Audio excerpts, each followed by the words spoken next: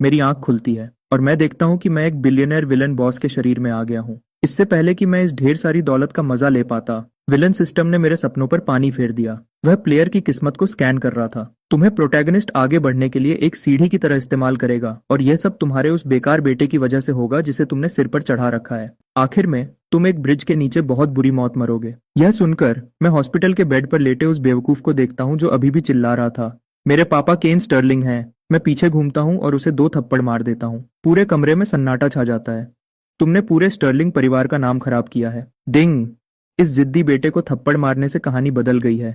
इनाम में मिला है गॉड टीयर जहर और इलाज करने की ताकत। इतना अच्छा फायदा देखकर जिस तरह से मैं अपने बेटे को देखता हूँ वह बदलता चला जाता है। कुछ ही मिनट पहले जब मैं इस दुनिया में नया नया आया था और सब कुछ समझने की कोशिश कर रहा था, आगे की सीट पर बैठे ड्राइवर ने मुझे आराम से याद दिलाया, बॉस हम स्टारसी हॉस्पिटल पहुंच गए हैं। मैं ऊपर देखता हूँ और मुझे ड्राइवर लियो के सिर के ऊपर एक नीली लाइन दिखती है जिस पर लिखा था लॉयल्टी 90%। अच्छा है, आखिरकार कोई तो है जिस पर मैं भरोसा कर सकता हूँ। पुरानी कहानी के मुताबिक लियो मेरे लिए गोली खाकर मर जाता है। गाड़ी के बाहर ब्लैक सूट में 4 आदमी एक लाइन में खड़े थे जिनके चेहरे बहुत गुस्से वाले थे। वहां से गुजरने वाले लोग देखकर आपस में धीरे से बोलते हैं, ये स्टर्लिंग ग्रुप के मिस्टर स्टर्लिंग हैं। He looks even more impressive in person than on TV. मैंने सुना है कि इनके बेटे को बहुत पीटा गया है और वह हॉस्पिटल में है। ये जरूर उससे मिलने आए होंगे। बिना किसी एक्सप्रेशन के मैं लोगों की इज्जत और जलन भरी नजरों के बीच से वीआईपी वार्ड की तरफ चलने लगा। जैसे ही मैं दरवाजे के पास पहुंचता हूँ मुझे किसी के चीखने की आवाज आती है, जैसे कोई जानवर चिल्ला रहा हो। बहुत दर्द हो रहा है। मानो या ना मानो, मैं अपने पापा से कहकर तुम्हारे पूरे परिवार को नौकरी से निकलवा दूंगा। तुम्हें पता है मेरे पापा कौन है? केन स्टर्लिंग। पूरा क्रेस्टफर्ड सिटी उनके आगे झुकता है। अगर तुमने मेरे एक बाल को भी छुआ तो तुम इस शहर में जिंदा नहीं रह पाओगे। मेरा सिर दर्द से फटने लगता है। यह बदतमीज लड़का फिर से शुरू हो गया। यह इस नॉवेल का सबसे बड़ा आफत है जो सिर्फ अपने बाप को बर्बाद करने के लिए पैदा हुआ है। मैं दरवाजा धक्का देकर खोलता हूँ और अंदर चला जाता हूँ। जैसे ही Jasper sees me, his face transforms instantly. Tears and snot smeared everywhere. Dad, you have to get revenge for me. उस गंवार ने मेरा पैर तोड़ दिया। मैं उसके टुकड़े टुकड़े करके कुत्तों को खिलाना चाहता हूँ। इस बेकार और रोते हुए चेहरे को देखते हुए और यह सोचते हुए कि इसकी वजह से मैं सब कुछ खो दूंगा और एक बुरी मौत मरूंगा, मेरे सीने में गुस्सा भड़क उठता है। फिर डॉक्टर और बॉडीगार्ड्स की हैरान नजरों के सामने मैं तेजी से आगे बढ़ता हूँ, अपना हाथ घुमाता हूँ और जैस्पर के चेहरे पर एक जोर का थप्पड़ मार देता हूँ। तुम किस बात के लिए रो रहे हो? तुमने पूरे स्टर्लिंग परिवार का नाम मिट्टी में मिला दिया है। मेरी ठंडी आवाज ऐसी लगती है जैसे जमीन पर बर्फ के टुकड़े गिरे हों। जैस्पर अपना चेहरा पकड़ लेता है। उसकी आंखें खुली की खुली रह जाती हैं। पापा, आपने मुझे मारा? तुम इसी के लायक हो, बेकार कचरा। मैं उसके चेहरे पर एक और थप्पड़ मार देता हूँ। अगर एक बार और चिल्लाए तो मैं तुम्हारा दूसरा पैर भी तोड़ दूंगा। डिंग। इस बिगड़े हुए लड़के को थप्पड़ मारने से कहानी बदल गई है। विलन पॉइंट्स प्लस 300 मिले हैं। पहली बार किस्मत को बदलने के लिए मिला है beginners gift pack, god tier जहर और इलाज करने की ताकत। सिस्टम के मैसेज एक के बाद एक आने लगते हैं। इससे पहले कि मैं कुछ समझ पाता, ढेर सारी जानकारी सीधे मेरे दिमाग में आने लगती है। ये गॉड टीयर जहर और इलाज करने की ताकत सच में कमाल की है। सैकड़ों जानलेवा जहर बनाने के तरीके जो बिना रंग और बिना स्वाद के हैं और जिन्हें कोई पकड़ भी नहीं सकता। मैं सिस्टम पैनल खोलता हूँ और एक नजर डालता हूँ। चरिज्मा को छोड़कर बाकी सब कुछ एक आम आदमी से भी बहुत कम है। चरिज्मा का 500 होना तो समझ आता है, लेकिन लक सिर्फ 100 क्यों है? तभी सिस्टम तुरंत जवाब देता है, प्रोटैगनिस्ट की वजह से प्लेयर की किस्मत धीरे धीरे उसके पास चली जाएगी। किस्मत दिखती नहीं है और न ही उसे छुआ जा सकता है, फिर भी वही जीत या हार तय करती है। सिस्टम, आखिर इन विलन पॉइंट्स से क्या होता है? मैं अपने दिमाग में पूछता हूँ। प्लेयर इन पॉइंट्स को विलन शॉप में असली दुनिया की चीजों के लिए बदल सकता है या फिर 1000 पॉइंट्स बचाकर नई स्किल्स और खास चीजें पाने के लिए ड्रॉ खोल सकता है। मेरी आंखें चमक उठती हैं। सच में वहां एक शॉप का बटन था। मैं उस पर क्लिक करता हूँ और सबसे बड़ा ऑप्शन पैसे बदलने का है। 1 पॉइंट के बदले $100,000। वहां शेयर्स बदलने का भी ऑप्शन है। 1000 पॉइंट्स के बदले कंपनी के 1% शेयर्स। ये हिसाब देखकर मेरा दिल तेजी से धड़कने लगता है। तो उन 2 थप्पड़ों ने मुझे मुफ्त में 30 मिलियन से ज्यादा दिला दिए और मेरे दिमाग में ढेर सारा ज्ञान भर गया। मैं अपने बेवकूफ बेटे को देखता हूँ जो अब इतना डर गया है कि उसके मुंह से आवाज भी नहीं निकल रही और मेरे चेहरे पर एक ठंडी मुस्कान आ जाती है। फिर मैं हॉस्पिटल के कमरे के सोफा पर बैठ जाता हूँ। ठीक है, अब बोलना शुरू करो। आखिर हुआ क्या था? जैस्पर अपने पापा की इस अचानक शांति से हैरान हो जाता है। आप मुझसे क्या सुनना चाहते हैं? और क्या? पूरी बात बताओ। अगर तुम सब कुछ साफ साफ नहीं बताओगे तो मैं तुम्हारी इस गलती को कैसे ठीक करूंगा? ये सारे अमीर घर के लड़के सोने का चम्मच लेकर पैदा होते हैं, तो ये इतना बेवकूफ क्यों है? बोलने के बाद मैं लियो की तरफ देखता हूँ। वह तुरंत समझ जाता है। कुछ ही सेकंड में डॉक्टर को बाहर भेज दिया जाता है और दरवाजा बंद कर दिया जाता है। ये देखकर कि उसके पापा सच में उसकी मदद कर रहे हैं, जैस्पर खुश हो जाता है और बातों को बढ़ा चढ़ाकर रोने लगता है। 10 मिनट्स बाद मेरा चेहरा गुस्से से बिल्कुल काला पड़ जाता है। पता चलता है कि यह लड़का सड़क पर एक लड़की को परेशान कर रहा था और उसे वहीं रोक दिया गया। वहां लड़ाई हो गई, उसके सारे बॉडीगार्ड्स पिट गए और उसके खुद के पैर पर लात मारकर उसे तोड़ दिया गया। एक घमवार लड़का जो अभी कुछ ही दिन पहले शहर आया था, उसने ट्रेन्ड बॉडीगार्ड्स को बुरी तरह पीट दिया और आराम से स्टर्लिंग परिवार के वारिस का पैर तोड़ दिया। बिना सोचे भी कहा जा सकता है कि यह लड़का जरूर वही प्रोटैगनिस्ट है। पापा, आपको मुझे इंसाफ दिलाना होगा। जैस्पर गुस्से में अपने दांत पीसता है। उसका मेरा पैर तोड़ना आपके मुंह पर थप्पड़ है। उसका गुस्सा बहुत ताकतवर है। आम लोग उसे नहीं हरा सकते। क्यों ना हम किसी गुंडे को पैसे देकर उसे मरवा दें। चुप रहो। मैं गुस्से में उसे बीच में ही रोक देता हूँ। तुम्हें लगता है तुम मुझे बताओगे कि क्या करना है? गुंडे से मरवाएं? क्या तुम्हारे दिमाग में पानी भरा है? वह जितनी बातें करता है उतनी ही बेवकूफी भरी लगती है। मुझे इतना गुस्सा आता है कि मेरा सिर दुखने लगता है। सिर्फ एक बेवकूफ ही ऐसी गंदी तरकीब सोच सकता है। थोड़ा सा भी दिमाग रखने वाला कोई भी समझ जाएगा कि यह तो प्रोटैगनिस्ट को और ताकतवर बनाने जैसा है। ये सब पुरानी कहानियों जैसा है। मैं एक गहरी सांस लेता हूँ और अपने गुस्से को काबू करता हूँ।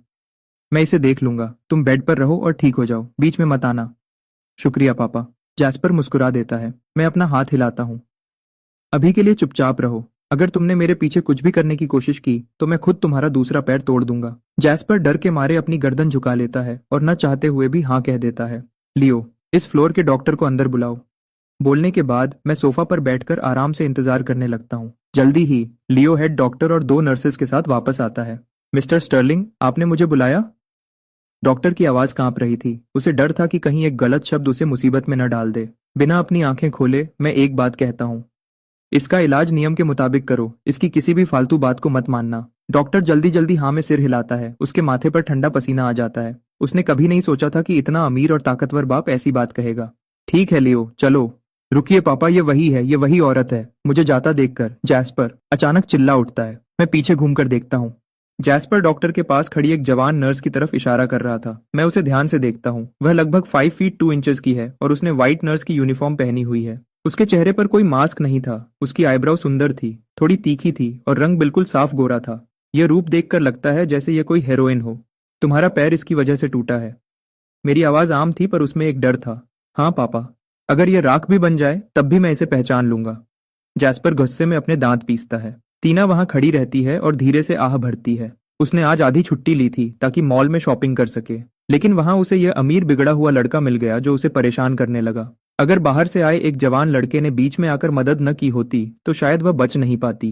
किसने सोचा था कि जिस बदतमीज का पैर टूटा है वह इस आदमी का बेटा निकलेगा। और इससे भी हैरानी की बात यह है कि यह आदमी केन स्टर्लिंग है। जब उसका नाम सामने आ ही गया तो टीना ने अब न छुपने का फैसला किया। कितना अजीब इत्तेफाका है कि हम यहाँ मिल गए। जैस्पर हंसते हुए बोलता है। अब मेरे पापा यहाँ हैं, तुम में से कोई नहीं बच पाएगा। मैं क्यों भागूं? शुरुआत तो तुमने की थी। टीना हिम्मत दिखाते हुए खड़ी रहती है और बिल्कुल नहीं डरती। तो क्या हुआ अगर मैंने शुरू किया? उससे किसने कहा था बीच में आने को? जैस्पर गुस्से से कहता है। टीना गुस्से से लाल हो जाती है। तो फिर तुम पिटने के ही लायक हो। चुप रहो। क्या तुमने अपनी बेइज्जती नहीं करवाई? बहुत बेइज्जती करवा ली तुमने। मैं जैस्पर को गुस्से से देखता हूँ। मेरी आवाज धीमी और तीखी थी। भले ही जैस्पर कह रहा है कि वह एक लड़की के पीछे पिट गया, पर मैंने इतनी कहानियां पढ़ी हैं कि मैं आराम से सच समझ सकता हूँ। यह सोचते हुए मैं टीना की तरफ घूमता हूँ और थोड़े आराम से पूछता हूँ, बेटा तुम्हारा नाम क्या है? मैं टीना हूँ। टीना मुझे देखकर थोड़ा डर जाती है। बोलते ही उसे डर लगने लगता है। ये मेरा नाम क्यों पूछ रहे हैं? क्या ये मुझे परेशान करेंगे? मैं अपनी आंखें थोड़ी बंद करता हूँ, धीरे से उसका नाम दोहराता हूँ और अपने नाक को पकड़ता हूँ। अच्छा नाम है और डरो मत। मैं हमेशा सही फैसला करता हूँ। मुझे पता है आज क्या हुआ था। इसमें तुम्हारी कोई गलती नहीं है और मैं तुम्हें दोष नहीं दूंगा। ठीक है लियो, अब चलते हैं। मैं घूमता हूँ और अपने हाथ पीछे करके बाहर निकल जाता हूँ। हॉस्पिटल के कमरे में खड़े लोग हैरान रह जाते हैं। किसी की बोलने की हिम्मत नहीं होती। जैस्पर गुस्से में अपने दांत पीसता है और दिमाग में मुझे कमजोर कहता है जो अपनी ताकत भी नहीं दिखा सकता, अपनी ताकत का दिखावा नहीं कर सकता। वहीं टीना, जो अभी डर से कांप रही थी, मेरी बातें सुनकर हैरान रह जाती है। जिस गुस्से वाले परिवार के बारे में सब बातें करते हैं, उनके पापा इतने अच्छे हैं। क्या ये सिर्फ एक नाटक है और वे बाद में बदला लेंगे? जल्दी ही मैं हॉस्पिटल के बाहर आ जाता हूँ। गाड़ी का पीछे का दरवाजा खोलता हूँ और अंदर बैठ जाता हूँ। बैठते ही मैं आगे बैठे लियो से कहता हूँ, लियो, 2 आदमियों को जैस्पर पर नजर रखने के लिए छोड़ दो। उसे कोई बेवकूफी मत करने देना। और उस लड़के के बारे में भी पता करो जिसने उसे पीटा था, और साथ ही टीना के परिवार के बारे में भी जानकारी निकालो। लियो थोड़ा रुकता है, फिर हाँ कहता है। समझ गया मिस्टर स्टर्लिंग, मैं अभी इसका इंतजाम करता हूँ। वह अपना फोन निकालता है और जल्दी से 2 कॉल्स करता है। जब वह काम कर रहा होता है तभी मेरे कानों में एक ठंडी आवाज आती है। जिद्दी बेटे को सही रास्ते पर लाया गया, कहानी बदल गई है, विलन पॉइंट्स प्लस 100 मिले हैं। हेरोइन टीना के दिमाग में आपकी बुरी छवि बदल गई है, किस्मत की लाइन में थोड़ा बदलाव हुआ है, विलन पॉइंट्स प्लस 300 मिले हैं, 10 लक पॉइंट्स वापस मिले हैं। क्या सिर्फ कुछ बातें बोलने से भी मुझे पॉइंट्स मिल रहे हैं? ये सोचते हुए मैं अपना पर्सनल स्टैट्स पैनल खोलता हूँ। लक के 10 पॉइंट्स बढ़ने के अलावा बाकी सब कुछ अभी भी बहुत कम है। सिस्टम, क्या इन स्टैट्स को बढ़ाया जा सकता है? सिस्टम बिना किसी इमोशन के जवाब देता है। लक को सिर्फ प्रोटैगनिस्ट से छीना जा सकता है। जब आपका लक उससे दुगना हो जाएगा तो आप उसे सीधे खत्म कर सकते हैं। समझ गया। और बाकी चीजों का क्या, जैसे शरीर की ताकत, चरिज्मा और ऐसी चीजें? प्लेयर विलन पॉइंट्स का इस्तेमाल करके शॉप से ताकत बढ़ाने वाली चीजें खरीद सकता है। मेरी आंखें तुरंत चमक उठती हैं। मैं पैनल खोलता हूं और देखने लगता हूं। 1000 ईयर स्पिरिट हर्ब के लिए 500 पॉइंट्स, फाउंडेशन पिल के लिए 1000 पॉइंट्स। ये सब बहुत ही खास चीजें हैं और इनकी कीमत बहुत ज्यादा है। मैं अभी कुछ नहीं खरीदता। सबसे जरूरी काम अभी 1000 पॉइंट्स बचाकर ड्रॉ खोलना है। वह ज्यादा अच्छा रहेगा। मिस्टर स्टर्लिंग, हम अभी उस लड़के के बारे में पता कर रहे हैं जिसने पीटा था, लेकिन टीना के बारे में सब कुछ पता चल गया है। उसी शाम माउंटेन रिजमॉन्ट के नीचे बने एक प्राइवेट विला में लियो दोनों हाथों से मुझे एक फाइल देता है। मैं फाइल लेता हूं और उसे जल्दी से देखता हूं। मैं हैरान हुए बिना नहीं रह सका। पैसे से सच में सारे काम हो जाते हैं। टीना सिर्फ एक इंटर्न डॉक्टर है जिसका परिवार बहुत आम है, फिर भी जो काम मैंने दोपहर को दिया था वह 3 आवर्स में पूरा हो गया। एक बार पूरा पढ़ने के बाद मैं धीरे से सिर हिलाता हूँ, बिल्कुल जैसा मैंने सोचा था। मिस्टर स्टर्लिंग, क्या टीना में कोई खराबी है? लियो हैरान दिखता है। कुछ नहीं, अगर मैं समझाऊंगा तब भी तुम नहीं समझ पाओगे। मैं अपना हाथ हिलाता हूँ। जाओ आराम करो, अगर आज रात कुछ हुआ तो मैं तुम्हें बुलाऊंगा। लियो सिर झुकाता है और बाहर चला जाता है।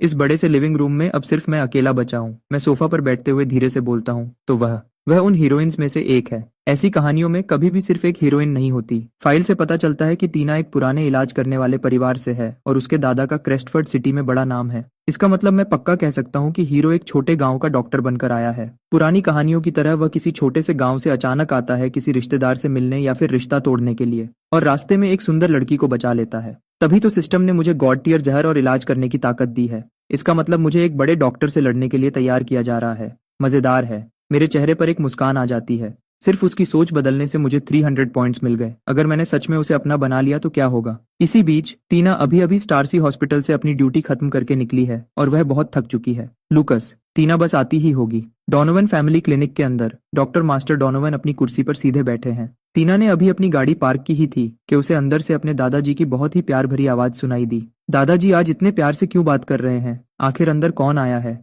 टीना धीरे धीरे कदम बढ़ाती है और कमरे की तरफ सरकती है। अंदर चल रही बातचीत उसे साफ सुनाई देने लगती है। कोई बात नहीं, मुझे कोई जल्दी नहीं है। यह एक जवान लड़के की आवाज थी जो बहुत आराम से बोल रहा था, लेकिन यह आवाज कुछ जानी पहचानी लग रही थी। टीना का दिल तेजी से धड़कने लगा और वह जल्दी से कमरे के अंदर चली गई। लिविंग रूम में 2 लोग बैठे थे। एक क्रेस्टफर्ड सिटी के मशहूर मास्टर डोनोवन थे और दूसरा एक आम कपड़ों में लड़का था जो कुर्सी पर आराम से दोनों हाथ सिर के पीछे रखकर लेटा हुआ था। टीना, तुम घर आ गई। इधर आओ, मैं तुम्हें एक दोस्त से मिलवाना चाहता हूँ। ये लुकस है। इससे पहले कि दादाजी अपनी बात पूरी करते, दोनों की नजरें एक दूसरे से मिली। तुम? हमारा सच में कोई रिश्ता है? टीना का चेहरा हैरानी से भर गया, जबकि लुकस मजाकिया ढंग से मुस्कुराने लगा। मास्टर डोनोवन दोनों को हैरानी से देखने लगे। क्या तुम दोनों एक दूसरे को पहले से जानते हो? टीना ने अपने दादाजी का हाथ पकड़ा और उन्हें कोने में ले गई। दादाजी, यह यहाँ क्या कर रहा है? उसने दादाजी की बात पर बिल्कुल ध्यान नहीं दिया था। उसकी नजरें बस कुर्सी पर आराम से बैठे उस लड़के पर टिकी थी। दादाजी हैरान थे। लूकस मेरे पुराने उस्ताद के दोस्त का बेटा है। उसे शहर में कुछ काम है और वह कुछ दिन हमारे साथ रहेगा। क्या कोई दिक्कत है? बहुत बड़ी दिक्कत है। टीना ने बिना वक्त गंवाए सुबह जो कुछ भी हुआ था वह सब दादाजी को जल्दी से बता दिया। क्या सच में ऐसा हुआ? मास्टर डोनोवन की दाढ़ी गुस्से से कांपने लगी। इस लड़के ने सच में स्टर्लिंग के बेटे का पैर तोड़ दिया। यह तो बहुत बड़ी बेवकूफी है।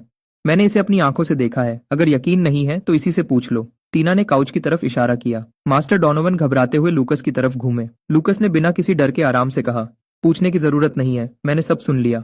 हाँ, मैंने ही जैस्पर का पैर तोड़ा है। ये क्या हो गया? अब हम क्या करेंगे? मास्टर डोनोवन के पैर कांपने लगे और वह वहीं गिरने ही वाले थे।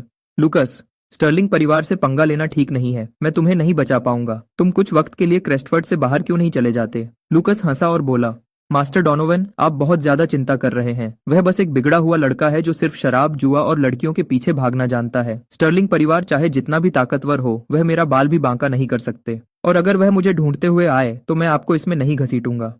उसका मतलब साफ था। उसके लिए स्टर्लिंग परिवार कुछ भी नहीं था। वह पहाड़ से नीचे सिर्फ इसलिए आया था ताकि अपनी बचपन की मंगेतर को ढूंढ सके। तो वह ऐसी छोटी सी बात पर डरकर कैसे भाग सकता था। यह सुनकर टीना का दिल घबरा गया। उसे नहीं पता था कि लूकस कितना ताकतवर है, उसे बस इतना पता था कि यह मुसीबत उसकी वजह से शुरू हुई है। अगर स्टर्लिंग परिवार ढूंढते हुए यहाँ तक पहुंच गया तो सबसे पहले उसके परिवार पर आफत आएगी। शाम के ठीक 7 बजे मैं रिजमॉन्ट विला के हॉल में खड़ा होकर एक ठंडी सांस लेता हूँ। इतने बड़े घर में अकेला खड़ा रहना ऐसा लगता है जैसे किसी कब्र की रखवाली कर रहा हूँ। जब मैं ख्यालों में खोया हुआ था तभी अचानक मेरा फोन बजता है। मिस्टर स्टर्लिंग, फोन पर लियो की आवाज आती है। हमें वह लड़का मिल गया है जिसने आपके बेटे को चोट पहुंचाई थी। डेविड ने उसे अपनी आंखों से डोनोवन के क्लिनिक पर देखा है। वह डोनोवन के साथ हंस हंस कर बातें कर रहा था। उनका रिश्ता काफी गहरा लगता है। अच्छा ठीक है, मैंने आम आवाज में कहा। क्या मैं डेविड से कहकर कुछ लोगों को इकट्ठा करूं और उसे सीधे उठवा लूं? लियो ने ठंडे ढंग से पूछा। नहीं, बिल्कुल नहीं। मैंने उसे तुरंत रोका। जो ट्रेंड बॉडीगार्ड्स को हरा सकता है वह कोई आम दुश्मन नहीं है। तुम चाहे जितने भी आदमी ले जाओ, कोई फायदा नहीं होगा। हमें उसके हिसाब से बिल्कुल नहीं चलना है। वह लड़का बहुत चालाक है, ज्यादा लोगों से कुछ नहीं होगा। अभी के अभी जाकर पुलिस में रिपोर्ट लिखवाओ। रिपोर्ट? पुलिस में रिपोर्ट लिखवाएं? लियो हैरान रह गया, उसका मुंह खुला का खुला रह गया। हाँ, पुलिस रिपोर्ट, मैंने आराम से कहा। हम कानून मानने वाले लोग हैं। मेरे बेटे का पैर तोड़ा गया है, रिपोर्ट लिखवाने में क्या बुराई है? दिमाग में बहुत से सवाल होने के बावजूद लियो ने फोन रखा और मेरा काम करने चला गया। दूसरी तरफ चीफ जेन को जैसे ही यह खबर मिली वह वहीं हैरान रह गए। उन्होंने बिना वक्त गंवाए तुरंत अपने लोगों को इकट्ठा किया। चीफ, क्या हुआ? ड्यूटी पर खड़ी ऑफिसर क्लोई, जो अपनी यूनिफॉर्म में बहुत होशियार और कॉन्फिडेंट लग रही थी, अपने बॉस का गुस्से वाला चेहरा देखकर तुरंत उनके पास आई। बहुत बड़ा मामला है, चीफ जेन ने जल्दी में कहा। क्लोई, तुम स्टर्लिंग ग्रुप के मिस्टर स्टर्लिंग को तो जानती हो ना? हाँ बिल्कुल, उन्हें कौन नहीं जानता। वह एक बड़े बिजनेसमैन और मीडिया स्टार हैं। अच्छा है, आज सुबह उनके बेटे का पैर तोड़ दिया गया है। हमें गुनहगार का पता चल गया है। तुम्हें अपनी टीम के साथ जाकर उसे पकड़ना है। ठीक है, मैं यह काम कर दूंगी। यह कहकर क्लोई ने अपनी फाइल साइड में रख दी। उसने तुरंत अपने लोगों को काम पर लगाया। एक टीम कैमरा चेक करने गई और दूसरी सीधे डोनोवन के क्लिनिक की तरफ निकल गई। उसी वक्त रिजमॉन्ट विला में मेरे दिमाग में एक आवाज आई। प्लेयर ने कहानी बदल दी है, जिसकी वजह से 30 लाख पॉइंट्स वापस ले लिए गए हैं। विलन पॉइंट्स 800 बढ़ गए हैं। विलन पॉइंट्स पूरे हो गए हैं। सिस्टम ड्रॉ खुल गया है। मैंने अपने दिमाग में धीरे से कहा। स्किल ड्रॉ पूरा हुआ। बधाई हो, प्लेयर को 10 साल की मार्शल आर्ट्स की ताकत मिल गई है। मैं थोड़ी देर के लिए रुका। क्या आजकल के लोग सच में अंदरूनी ताकत की प्रैक्टिस करते हैं? बिल्कुल सच है। प्लेयर को पता होना चाहिए कि हीरो इसी ताकत के दम पर जख्मी लोगों की जान बचाता है। हाँ, हीरो सच में बहुत बड़ा चीटर है। यह सोचकर मैंने दिमाग में कहा, क्लेम। अगले ही पल मेरे पेट से एक गर्म लहर निकली और मेरे पूरे शरीर में फैल गई। क्लेम कामयाब रहा। अंदरूनी ताकत मिल गई है। हड्डियां और मसल्स 20% बेहतर, ताकत 50% और लाइफ एनर्जी 30% बढ़ गई है। अरे वाह! मेरे पूरे शरीर में जैसे एक झटका लगा। मैंने अपनी मुट्ठी बंद की, मेरी मसल्स फड़कने लगी। मेरी ताकत पहले से बहुत ज्यादा बढ़ गई थी। सबसे अच्छी बात यह थी कि मेरा स्टैट पैनल नया हो गया था। माना कि इस ड्रॉ में 1000 पॉइंट्स खर्च हुए, लेकिन यह ताकत मिलना किसी जैकपॉट से कम नहीं था। कम से कम अब मैं कमजोर तो नहीं रहा। हाँ, मेरे पास अभी भी जहर और इलाज करने की ताकत है। मैं खुश हो ही रहा था कि मुझे अचानक अपना काम याद आया और मैंने दीवार पर लगा बटन दबाया। फोर्ड, इधर आओ। फोर्ड, जो मेरा बटलर है, उसकी उम्र 50 साल के आसपास है और वह अभी भी बहुत तेजी से चलता है। वह आमतौर पर आगे के आंगन में बने एक छोटे घर में रहता है और पूरे विला का काम देखता है। छोटे मालिक, मैं आपके लिए क्या कर सकता हूँ? 2 मिनट से भी कम वक्त में मिस्टर फोर्ड मेरे सामने खड़े थे। मैंने उनके सिर के ऊपर लिखी लाइन पर एक नजर डाली। वफादारी 91%। यह सच में एक सच्चा और पुराना नौकर था जिसने स्टर्लिंग परिवार की 2 पीढ़ियों की सेवा की थी। ये पक्का करने के बाद कि कोई दिक्कत नहीं है, मैंने एक पेन उठाया और पूरे पन्नों पर कुछ लिखकर उन्हें दे दिया। इस लिस्ट में लिखी हुई सारी चीजें जितनी जल्दी हो सके तैयार कर दो। मिस्टर फोर्ड ने लिस्ट ली और उनका चेहरा पीला पड़ गया। 2 पैकेट चांदी की सुइयां, जहरीले कनखजूरे का रस, जहरीले बिच्छू का पानी, जहरीले सांप के दांत का पाउडर। छोटे मालिक, ये सब? सुइयां तो ठीक हैं, लेकिन बाकी सब तो जानलेवा जहर हैं। सवाल मत करो, मुझे इनका काम है। ठीक है, मैं अभी इसका इंतजाम करता हूँ। मिस्टर फोर्ड ने सिर झुकाया और बाहर चले गए। मैं वापस काउच पर बैठ गया। यह चीजें सुनने में डरावनी लगती हैं, पर मेरे लिए यह बस आम चीजें हैं। मैंने रोशनी से चमकते हुए इस बड़े घर को देखा। काम तो हो गया था। अब मैं बहुत बोर हो रहा था, तो मैंने सोचा क्यों ना थोड़ा मजा किया जाए। उसी वक्त डोनोवन परिवार के घर के बाहर पुलिस की नीली रोशनी चमकने लगी। लूकस अभी अभी खाना खाकर नीचे घूमने जा रहा था। वह सीधे क्लोई के सामने जा पहुंचा, जो गाड़ी से उतर रही थी। उसे देखकर लूकस की आंखें चमक उठीं। उसे इस तरह घूरते देखकर क्लोई ने गुस्से में अपनी भौवें सिकोड़ ली। उसका चेहरा फोटो से बिल्कुल मिलता देखकर वह 2 पुलिस वालों के साथ सीधे उसके पास गई। नाम क्या है? लूकस बेशर्मी से मुस्कुराया। ऑफिसर, आप मुझसे पूछ रही हैं? और कौन? क्या यहाँ कोई दूसरा खड़ा है? उसका यह ढंग देखकर क्लोई को और गुस्सा आया। उसे नहीं पता था कि यह किसी हीरो की कहानी की शुरुआत जैसा था। मेरा नाम लूकस है। ऑफिसर, मैं आपकी क्या मदद कर सकता हूँ?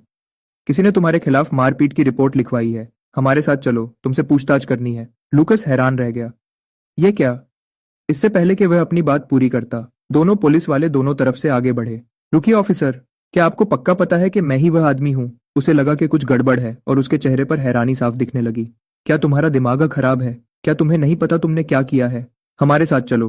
क्लोई ने उसे बोलने का कोई मौका नहीं दिया और अपनी बात खत्म करते ही उसे पकड़ने के लिए हाथ आगे बढ़ाया। पुरानी कहानी के हिसाब से इस खूबसूरत और होशियार पुलिस ऑफिसर को बाद में एक जरूरी कैरेक्टर के रूप में आना था, लेकिन अब क्योंकि मैंने कहानी बदल दी थी, इसलिए सब कुछ बदल गया और लूकस उससे बहुत पहले ही मिल गया। इस वक्त तक लूकस की ना तो कोई पहचान थी, ना बड़े लोगों से रिश्ते थे और ना ही कोई नाम था। उसका साथ देने वाला कोई नहीं था, इसलिए वह पुलिस के सामने अपनी ताकत का दिखावा नहीं कर सकता था और इसी वजह से मुझे ढेरों विलन पॉइंट्स मिल रहे थे। सड़क पर ही पकड़े जाने के बाद लूकस ने अपनी भौवें सिकोड़ी और कुछ सोचने लगा। कुछ सेकंड्स के बाद उसने पंगा ना लेने का फैसला किया।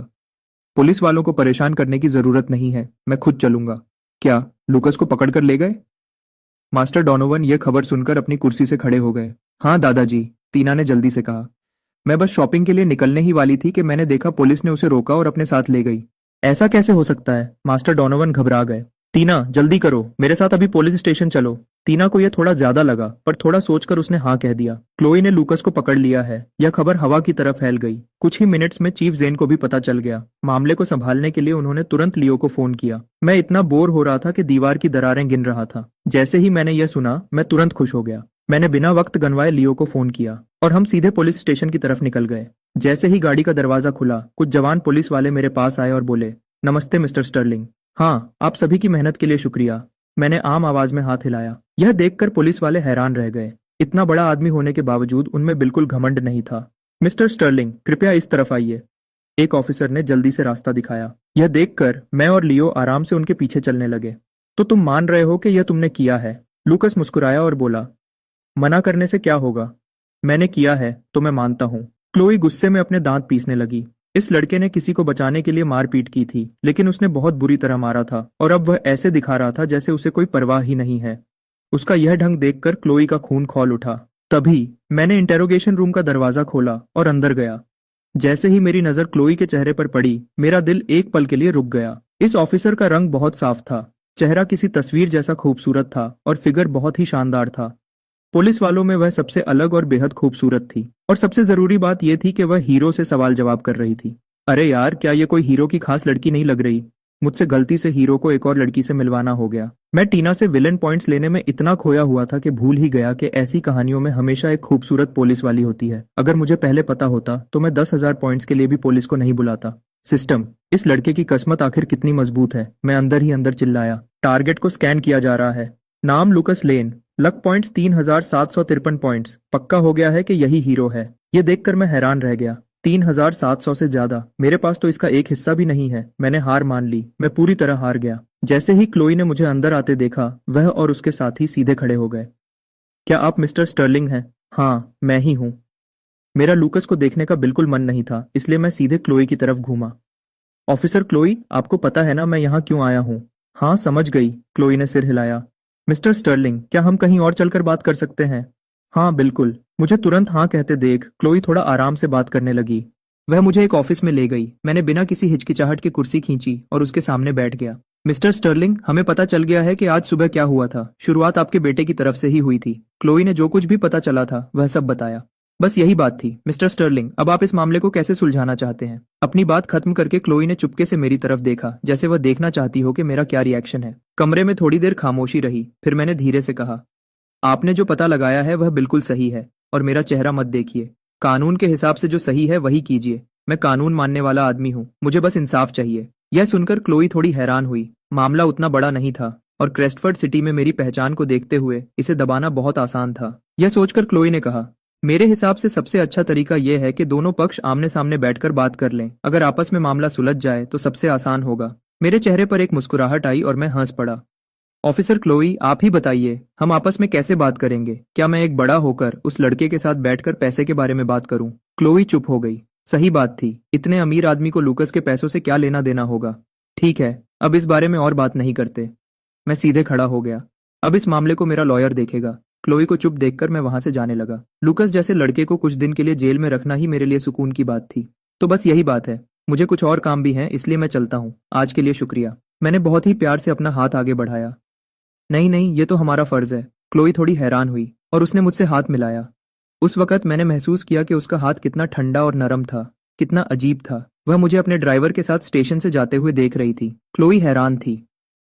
अगर उसे पता था कि लूकस पकड़ा गया है तो उसे हम पर दबाव बनाना चाहिए था। वह खुद यहाँ क्यों आया? इंटरोगेशन रूम में लूकस मुझसे लड़ने के लिए तैयार बैठा था, लेकिन मैंने अंदर आकर उसकी तरफ देखा तक नहीं। उस वक्त लूकस गुस्से से लाल पीला हो गया।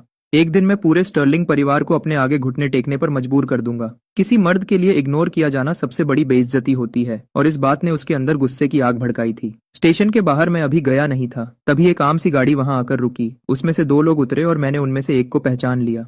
अरे, हमारा रिश्ता तो सच में बहुत गहरा है। हम पुलिस स्टेशन में भी मिल गए। गाड़ी में बैठने के बजाय मैं मुस्कुराते हुए उनकी तरफ बढ़ा। मिस्टर मिस्टर स्टर्लिंग, नमस्ते। टीना ने जैसे ही मुझे देखा, उसका चेहरा उतर गया और उसकी आवाज कांपने लगी। तुम मुझे ऐसे क्यों देख रही हो, जैसे कोई भूत देख लिया हो? मैंने अपनी आंखें थोड़ी छोटी करके मजाक में पूछा। मिस्टर स्टर्लिंग, आपसे मिलकर खुशी हुई। मैं डोनोवन हूँ। टीना को चुप देखकर मास्टर डोनोवन ने आगे बढ़कर झुकते हुए मुस्कुराकर कहा। डोनोवन, मैंने धीरे से हंसते हुए कहा, मैं आपको जानता हूँ। आप क्रेस्टफर्ड के मशहूर डॉक्टर हैं। मैंने सुना है आपका इलाज बहुत बढ़िया होता है। मिस्टर स्टर्लिंग, आप तो मुझे शर्मिंदा कर रहे हैं। डोनोवन ने जल्दी से अपना सिर झुकाया। नहीं, मैं सच कह रहा हूँ। मैंने आपका नाम बहुत पहले सुना था। वैसे आप यहाँ किस काम से आए हैं, मास्टर डोनोवन? यह सवाल मैंने जानबूझकर पूछा था, लेकिन इस सवाल से डोनोवन घबरा गया। उसे बिल्कुल यकीन नहीं था कि मुझे नहीं पता कि लूकस का उससे क्या रिश्ता है। एक तरह से मैं उसकी वफादारी चेक कर रहा था। डोनोवन ने अपनी पूरी जिंदगी लोगों को समझने में गुजारी थी। वह तुरंत समझ गया और बोलने लगा। मिस्टर स्टर्लिंग, मुझे सच में बहुत अफसोस है। मुझे आज रात ही पता चला कि लूकस का आपके बेटे के साथ झगड़ा हो गया है। लूकस अभी नया नया क्रेस्फर्ड सिटी आया है और यहाँ के बारे में कुछ नहीं जानता। गुस्से में उससे गलती हो गई। प्लीज बड़ा दिल दिखाइए और उसे इस बार छोड़ दीजिए। डोनोवन सच में बहुत चालाक है। उसकी बातों के कई मतलब हैं। पहले तो उसने कहा कि उसे अभी पता चला, ताकि वह खुद को इस सब से अलग कर सके और दिखा सके कि उसने लूकस को पहले से नहीं बताया था। फिर यह कहना कि लूकस अभी नया आया है, इसका मतलब है कि उनका रिश्ता कोई गहरा नहीं है, बस पुरानी पहचान है। वह यहाँ माफी मांगने आया है, लेकिन इतने आराम से बात कर रहा है जैसे हार मान रहा हो। वह खुद को बचा भी रहा है और किसी को गुस्सा भी नहीं दिला रहा। एक तीर से तीन शिकार। मैंने उसकी चाल देख ली। मैं मुस्कुराता हूँ। मास्टर डोनोवन, मुझे आपकी बात समझ नहीं आई। मैं, केन स्टर्लिंग, बस एक ईमानदार बिजनेसमैन हूँ। मेरे बेटे को पीटा गया है। मैं तो बस पुलिस को बुला सकता हूँ। और आप चाहते हैं कि मैं इस बात को जाने दूं? एक कानून मानने वाले नागरिक के रूप में मुझे सरकारी कामों में बीच में आने का क्या हक है? लेकिन आप चिंता मत कीजिए, जिसकी भी गलती होगी उसे सजा मिलेगी। मेरे बेटे ने यह शुरू किया था। मैं किसी के साथ गलत नहीं करूंगा और न ही किसी और पर अपना गुस्सा निकालूंगा। जहां तक मेरे बेटे और उस लूकस के झगड़े की बात है, मुझे पूरा भरोसा है कि पुलिस वाले इसका फैसला सही से करेंगे। क्या आपको नहीं लगता? मास्टर डोनोवन इसके जवाब में एक शब्द भी नहीं बोल पाते। यह देखकर मैं अपना हाथ हिलाता हूँ। ठीक है, मुझे और भी काम है। अपना ख्याल रखना। बोलने के बाद मैं उन्हें देखकर अपना सिर हिलाता हूँ। मैं घूमता हूँ और कार की पीछे वाली सीट पर बैठ जाता हूँ। बिल्कुल साफ बात, कोई समझौता नहीं। लेकिन दरवाजा बंद होने से पहले मेरे चेहरे पर जो चालाकी भरी मुस्कुराहट आई, उसे किसी ने नहीं देखा। इस मामले को दबाकर खत्म करना चाहते हैं? वह बूढ़ा आदमी बहुत मासूम है। मैंने आखिरकार उस लड़के को जेल में बंद करवा दिया है। मैं उसे इतनी आसानी से बाहर नहीं आने दूंगा। लियो, वकील डीन को फोन करो। यह केस उन्हें दे दो। कोई भी तरीका ढूंढो ताकि इस लड़के को जेल के अंदर डाला जा सके। समझ गया मिस्टर स्टर्लिंग। हालांकि लियो सोचने लगता है कि बॉस इस मामले के लिए कानूनी रास्ता क्यों चुन रहे हैं। यह खबर वकील डीन तक जल्दी ही पहुंचती है। पूरी कहानी सुनने के बाद वह अपनी जांघ पर हाथ मारता है और कहता है कि लूकस इस बार पक्का जेल जाएगा। हाँ, जैस्पर की गलती थी कि उसने पहले हाथ उठाया, लेकिन लूकस ने बहुत ज्यादा बेरहमी दिखाई। जैस्पर ने मुश्किल से एक मुक्का मारा था और लूकस ने उसे लात मारकर कई गज दूर फेंक दिया। बॉडीगार्ड्स को हराना ही काफी नहीं था। उसने आगे बढ़कर जैस्पर के पैर की हड्डी के दो टुकड़े कर दिए। इस तरह का हमला साफ दिखाता है कि उसके दिल में बिल्कुल भी रहम नहीं था। सबूत बिल्कुल सामने हैं। हर एक चीज सही जगह पर है। अगर वह उस लड़के को जेल नहीं भेज सका तो उसे सच में अपना काम छोड़ देना चाहिए। जब मैं घर पहुंचता हूं तो रात के 9 बज चुके होते हैं। इससे पहले कि मैं सोफा पर बैठता, डोरबेल बजती है। फिर मिस्टर फोर्ड की आवाज आती है। छोटे मास्टर, मिस मनरो आई हैं। मैंने थोड़ा सोचा, उन्हें अंदर आने दो। मिया तेजी से अंदर आती है। वह मेरी प्राइवेट सेक्रेटरी मिया मनरो है। हालांकि सब उसे बस मिया कहते हैं। काले बाल जो एक बन में बंधे हैं, काले फ्रेम का चश्मा, सफेद ब्लाउज और काली स्कर्ट, स्टॉकिंग्स और हील्स पहने वह बड़े कॉन्फिडेंस के साथ अंदर आती है। वह लिविंग रूम में रुकती है। उसकी आवाज में इज्जत है। मैं उसे एक बार देखता हूँ और धीरे से सिर हिलाता हूँ। बैठो। इस शरीर की असली पत्नी के जाने के बाद उसकी कुछ और सहेलियां भी थीं, लेकिन मिया उनमें से कभी नहीं थी। क्या इसलिए क्योंकि वह सुंदर नहीं थी? नहीं, असली बात यह है कि यह औरत कुछ भी संभाल सकती है। कंपनी उसके बिना नहीं चल सकती।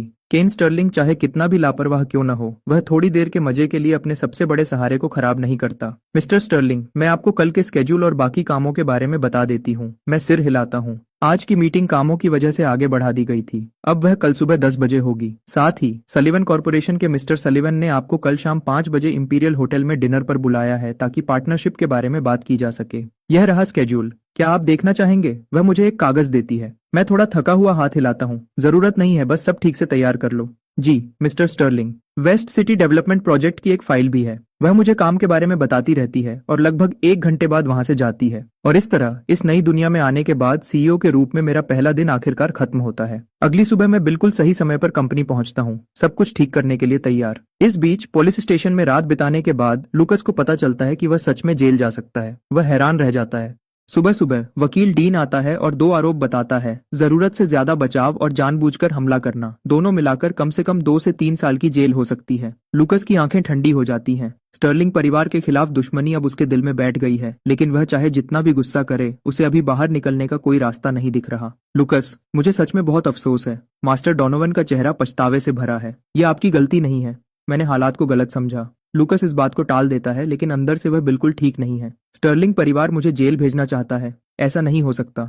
जैसे ही यह ख्याल आता है, उसके दिमाग में कई प्लान्स चलने लगते हैं। लुकस की आंखों में बदलाव देखकर मास्टर डोनोवन बोलते हैं, लुकस, तुम जो भी मांगोगे मैं मना नहीं करूंगा। लुकस होश में आता है और मुस्कुराता है। असल में एक काम है। मुझे आपसे एक जगह जाने के लिए कहना है। मास्टर डोनोवन थोड़ा हैरान होकर अपनी भौहें चढ़ाते हैं। इससे पहले कि वह कुछ पूछते, लुकस अपने गले से एक जेड पेंडेंट निकालता है। प्लीज इसे मेरे लिए किसी को दे दीजिए। डिंग। प्रोटैगनिस्ट पर कामयाबी से केस दर्ज हो गया है। कहानी में थोड़ा बदलाव हुआ है। Villain points plus 300, luck points वापस मिले 20। मैं सिस्टम नोटिफिकेशन को देखता हूं और थोड़ा सोचता हूं। बस 300? पहले पुलिस को बुलाने पर मुझे 800 मिले थे। वकील रखने पर बस इतने ही मिले। मैं अपना सिर झटकता हूं और जाने देता हूं। यह चीजें मेरे बस में नहीं है। बस आगे बढ़ते रहो। इस बीच मैं अपनी सेक्रेटरी मिया के साथ कंपनी के अंदर जा रहा हूं। मैं बिना किसी एक्सप्रेशन के सीधा देखते हुए आगे बढ़ता हूं। मिया मेरे साथ चलती है, अपना फाइल बैग पकड़े हुए, और मुझे आज की मीटिंग के बारे में लगातार बताती रहती है। बोलते हुए वह चुपके से अपने साथ चल रहे आदमी को देखती है, जो लंबा और सीधा खड़ा है, जिसके चेहरे पर एक अलग ही रोब और शांति है। ऐसा आदमी उसने पहले कभी नहीं देखा था। उसके दिल में यह एक बिल्कुल परफेक्ट मर्द है। अफसोस की बात है कि वह एक आम परिवार से है और उसके जैसे बड़े अमीर आदमी से बहुत दूर है। वह इस प्यार को सिर्फ अपने दिल में दबा कर रख सकती है, सपनों में भी नहीं सोच सकती। हे केन, तुम आखिरकार आ गए। स्टर्लिंग टावर की 88वीं फ्लोर। जैसे ही एलिवेटर खुलता है, एक आदमी सूट पहने कॉन्फ्रेंस रूम के दरवाजे पर खड़ा है। उसके बाल चमक रहे हैं और वह मुस्कुराते हुए आवाज देता है। स्टर्लिंग परिवार के 4 बच्चे हैं और हर एक बिल्कुल अलग है। सबसे बड़ा मार्कस 10 साल से ज्यादा तक फौज में था। वह शांत स्वभाव का है, उसे बिजनेस में कोई दिलचस्पी नहीं है और वह सुकून के लिए बस कुछ होटल संभालता है। तीसरा रायन, अपने नाम की तरह ही है। उसे ट्रेनिंग का जुनून है, गुस्से वाला है और वह जिम, मार्शल आर्ट्स डोजो और नाइट क्लब चलाता है। सबसे छोटी विवियन विदेश की एक बड़ी यूनिवर्सिटी से मास्टर्स डिग्री लेकर वापस आई है। वह बहुत तेज है और परिवार के सारे विमेन्स ब्रांड्स को बहुत अच्छे से संभालती है। और मैं दूसरा हूँ, बचपन से ही बिजनेस का दिमाग रखने वाला। पिताजी ने पूरा बिजनेस मेरे हाथ में दे दिया। इस जगह पर कोई पूछ सकता है, क्या बाकी भाई बहनों को जलन नहीं होती? बिल्कुल नहीं। कहानियों के हिसाब से अमीर परिवारों में एक बात होती है, वे लोहे की तरह एक साथ खड़े रहते हैं। एक को हाथ लगाओ तो पूरा परिवार आ जाता है। एक को चोट पहुंचे तो पूरा खानदान गुस्से में आ जाता है। यह कोई नाटक नहीं है, यह बस उनका नियम है। रायन, तुम यहाँ क्या कर रहे हो? तुम्हें इन्विटेशन देने आया हूँ। रायन आराम से एक सोने के रंग का कार्ड निकालता है। मैं 2 हफ्ते में शादी कर रहा हूँ। केन, तुम्हें आना ही होगा। मैं इसे फैमिली डिनर के लिए बचाने वाला था, लेकिन मुझे लगा तुम भूल जाओगे। शादी? मैं थोड़ी देर के लिए रुकता हूँ। इतना अचानक? अचानक? मैं 38 साल का हूँ। शादी करना कोई जल्दबाजी नहीं है। रायन बिना किसी चिंता के मुस्कुराता है। ठीक है केन, तुम्हें भी अब जल्दी करनी चाहिए। उसकी नजर मेरे साथ खड़ी मिया पर जाती है। मैं तुम्हारी और मिस मॉनरो की शादी में पीने का इंतजार कर रहा हूँ। मैं वहीं रुक जाता हूँ, बिल्कुल हैरान। मिया का चेहरा बिल्कुल लाल हो जाता है, जैसे उसके कान गर्म हो गए हों। क्या तुम एक बार भी सीरियस हो सकते हो? मैं गुस्से में उसे घूरता हूँ। यह आदमी लगभग 40 साल का है और अभी भी मेरा मजाक उड़ाता है। रायन हंसते हुए मेज पर हाथ मारता है, उसे बहुत मजा आ रहा है। थोड़ी और बातें करने के बाद रायन इनविटेशन मेरे हाथ में देता है, लंच छोड़ता है और चला जाता है। रायन के जाने के बाद स्टर्लिंग की मीटिंग शुरू होती है। मेज के आसपास बड़े बड़े लोग बैठे हैं और जब मैं बोलता हूं तो सब शांति से सुनते हैं। मुझे अंदर से एक सुकून महसूस होता है। मीटिंग कोई मुश्किल नहीं थी। कौन सी जमीन का काम रुका हुआ है, किस काम में और पैसे लगाने हैं, कहाँ पर बात करनी है। पुरानी यादों की मदद से और मिया के साथ होने से ये सारे काम आराम से हो जाते हैं। लेकिन मैंने इस बात पर ध्यान नहीं दिया कि जब से रायन ने वो बात कही थी, मिया मीटिंग के दौरान अपने काले चश्मे के पीछे से मुझे चुपके से देख रही थी। शाम के 3 बजे क्रेस्टफर्ड सिटी के सलीवन घर में परिवार के मुखिया हावर्ड सलीवन अपने विला के लिविंग रूम में खड़े हैं। उनका चेहरा चिंता में है। वह सोफा पर बैठे अपने पिताजी को हैरानी से देखते हैं। पिताजी, इस जेड पेंडेंट का मालिक कौन है? क्या वह सच में इस लायक है?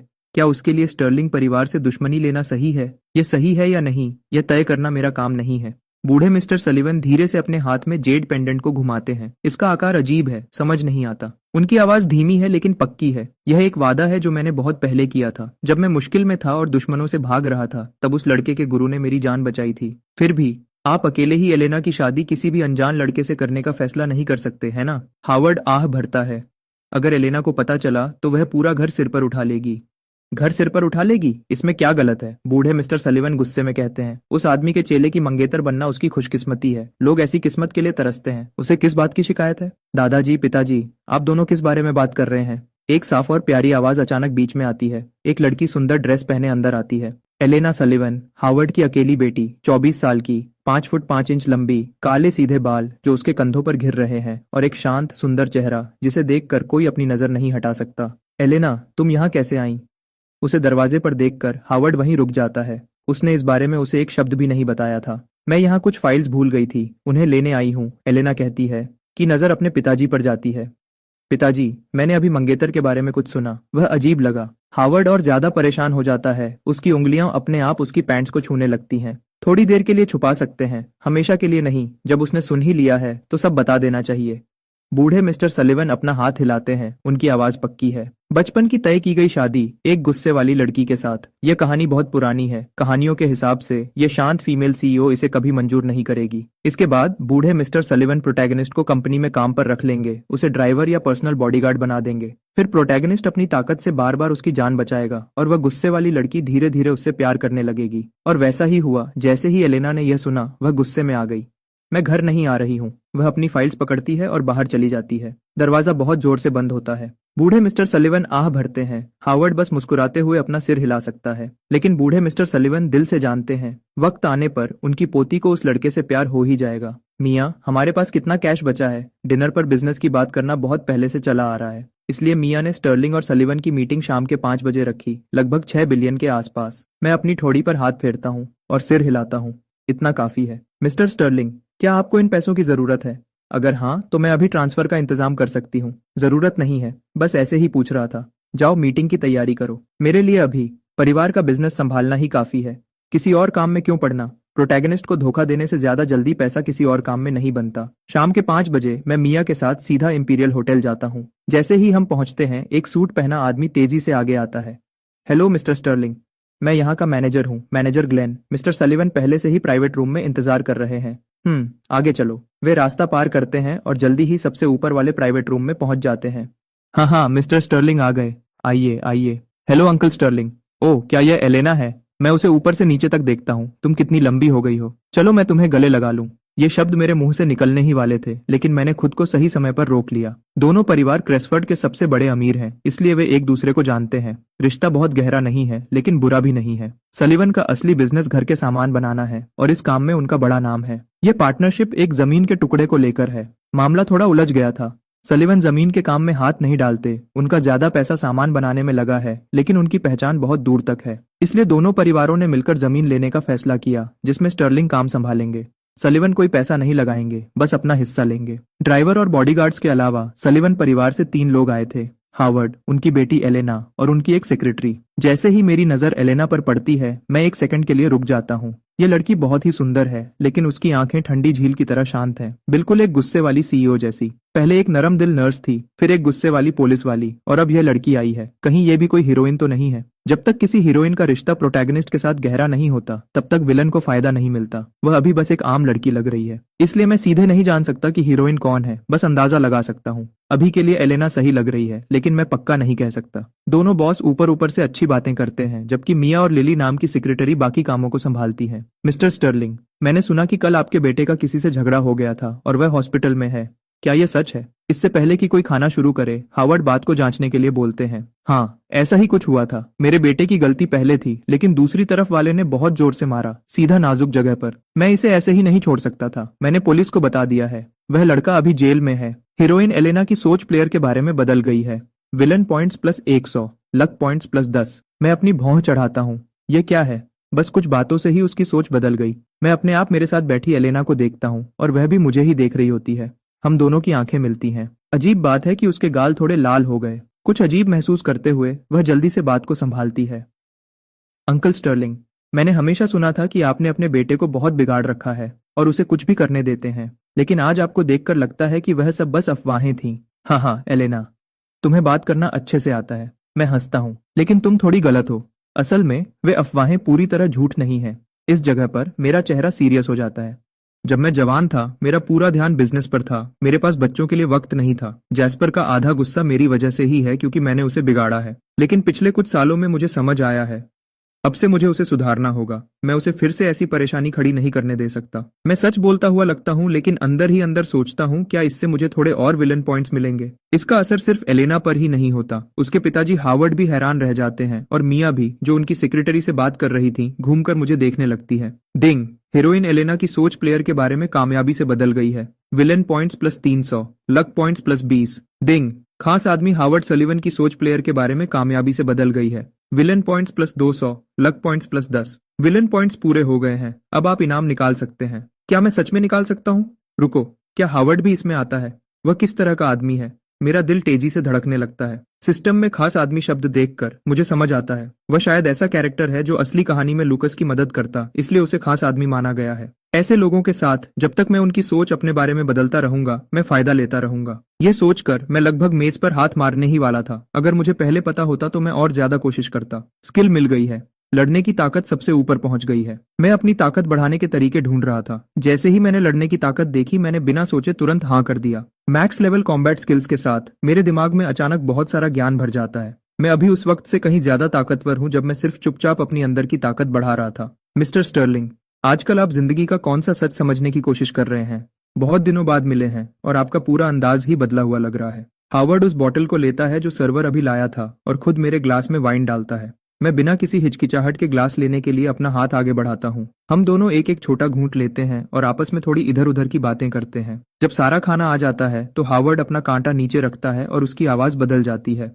सच कहूं तो मिस्टर स्टर्लिंग, इस पार्टनरशिप के अलावा आज मुझे आपसे एक छोटी सी गुजारिश करनी है। यह सुनते ही मैं सब समझ जाता हूँ। जो भी है साफ साफ कहिए, मुझे बातों को घुमाना पसंद नहीं है। हावर्ड एक पल के लिए हैरान रह जाता है। जब आप इतने साफ हैं तो मैं भी कुछ नहीं छुपाऊंगा। सच तो यह है कि जिस लूकस ने कल आपके बेटे के साथ लड़ाई की थी, उसका हमारी सलिवन फैमिली से कुछ रिश्ता है। वह चुपके से मेरे चेहरे की तरफ देखता है और जब कोई बड़ा रिएक्शन नहीं दिखता तो आगे बोलता है, क्या आप अपनी तरफ से इस बात को यहीं खत्म कर सकते हैं और मामले को आगे नहीं बढ़ाएंगे? क्या उस बच्चे को जेल जाने से बचा सकते हैं? जैसे मैंने सोचा था, यह लूकस के बारे में ही है। हालांकि सिस्टम ने पहले ही हावर्ड को एक खास आदमी बताया था, पर मैंने कभी नहीं सोचा था कि वह खुद मेरे सामने आकर लूकस के लिए भीख मांगेगा। लूकस को क्रेसफर्ड सिटी में आए अभी सिर्फ कुछ ही दिन हुए हैं। वह इतनी जल्दी सलिवन फैमिली के इतना करीब कैसे आ गया? ये बिल्कुल एक हीरो की किस्मत जैसा है। जहां भी जाता है मदद करने वाले मिल जाते हैं। कमाल की किस्मत है। पुराना केन स्टर्लिंग शायद इस बात में आ जाता। मैं कुछ सेकंड्स के लिए सोचने का नाटक करता हूँ और फिर आराम से बोलता हूँ, सच कहूँ तो मिस्टर सलिवन, मुझे बिल्कुल अंदाजा नहीं था कि उस लड़के का आपकी फैमिली से इतना गहरा रिश्ता है। असल में कल की बात मेरे बेटे ने ही शुरू की थी। मैं चाहता था कि वह इससे एक सबक सीखे, लेकिन लूकस ने बहुत बुरी तरह मारा। इसीलिए मुझे कानून का सहारा लेना पड़ा। हावर्ड एक पल के लिए रुक जाता है। तो आप क्या कहना चाहते हैं मिस्टर सलिवन? आपने खुद आकर बात की है। अगर मैं मना करूं तो क्या इससे आपकी इज्जत खराब नहीं होगी? पैसे की बात छोड़िए, मुझे पैसे नहीं चाहिए। बस उसे कहिए कि वह खुद मेरे पास आकर माफी मांगे और हम बात को यहीं खत्म कर देंगे। ये कैसा रहेगा? जैसे ही हावर्ड यह सुनता है, उसका दिल खुशी से झूम उठता है और वह तुरंत हाँ कर देता है। पहले वह मेरे बारे में जो जानता था, उस हिसाब से या तो मैं बहुत बड़ी मांग रखता या फिर सीधे लड़ाई शुरू हो जाती। दोनों ही तरीके से सलिवन और स्टर्लिंग फैमिली के बीच दुश्मनी हो जाती। लेकिन किसने सोचा था कि बात सिर्फ एक माफी पर आकर खत्म हो जाएगी? इतनी आसान बात को कौन मना करेगा? लेकिन हावर्ड को नहीं पता कि यह जितना आसान लग रहा है उतना है नहीं। बाकी सब बातें छोड़िए, लूकस से उसकी गलती मनवाना ही लगभग नामुमकिन काम है। आखिरकार, क्या आपने कभी किसी कहानी के हीरो को विलेन से माफी मांगते देखा है? अगर हीरो इतना कमजोर होता तो सबसे पहले उसके चाहने वाले ही इस बात को मना कर देते। दिल में खुशी लिए हावर्ड तुरंत अपना फोन निकालता है और कॉल करता है। अभी पुलिस स्टेशन जाओ और लूकस को लेकर आओ। उसे बताओ कि मामला हल हो गया है। मैं भी बिना वक्त गंवाए तुरंत लियो को कॉल करता हूँ और कहता हूँ कि वह अटर्नी डीन को केस वापस लेने के लिए कहे। मेरे एक इशारे पर अटर्नी डीन अपनी टीम को तुरंत वापस बुला लेता है। वहां पुलिस स्टेशन में क्लोई आखिरकार चैन की सांस लेती है। उसे डर था कि स्टर्लिंग फैमिली इस बात को नहीं छोड़ेगी, जिसका मतलब होता उसकी टीम के लिए रोज की परेशानी। पुलिस स्टेशन के दरवाजे पर लूकस आराम से बाहर निकलता है। वह बिल्कुल बेफिक्र लग रहा है। मेरे गुरु ने जाने से पहले मुझे जो जेड पेंडेंट दिया था वह सच में काम आया। स्टर्लिंग फैमिली आखिरकार कोई इतनी बड़ी चीज नहीं है। चलिए। मिस्टर सलीवन इंपीरियल होटल में इंतजार कर रहे हैं। ड्राइवर उसे ठंडी आवाज में याद दिलाता है।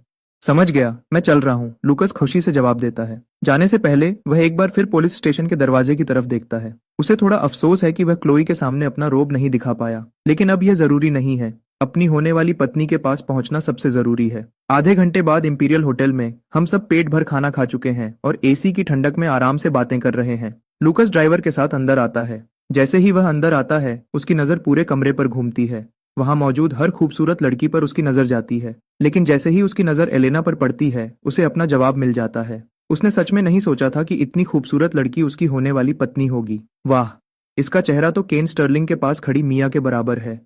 पहाड़ से नीचे आना बिल्कुल सही रहा। क्या तुम लूकस हो? जैसे ही लूकस अंदर आता है, हावर्ड एक बड़े बुजुर्ग की तरह रोब से बोलता है। लूकस थोड़ा सा अपना सिर झुकाता है और इज्जत से कहता है, नमस्ते अंकल सलीवन। उसकी तमीज देखकर हावर्ड तसल्ली से सिर हिलाता है और खाली कुर्सी की तरफ इशारा करता है। बैठो। लूकस मना नहीं करता और कुर्सी पर बैठ जाता है। हावर्ड कहता है, सबसे पहले मैं तुम्हारा परिचय करवा दूं। यह मिस्टर स्टर्लिंग है। तुम दोनों एक दूसरे को पहले से जानते होगे। मिला हूं, बिल्कुल। लूकस के चेहरे पर एक तंज भरी मुस्कान आती है। अगर इनका बेटा अंधा ना होता तो मैं जेल में ना होता। जैसे ही यह शब्द उसके मुंह से निकलते हैं, मेरे अलावा सबके चेहरे के रंग बदल जाते हैं, यहाँ तक कि एलेना और मिया के भी।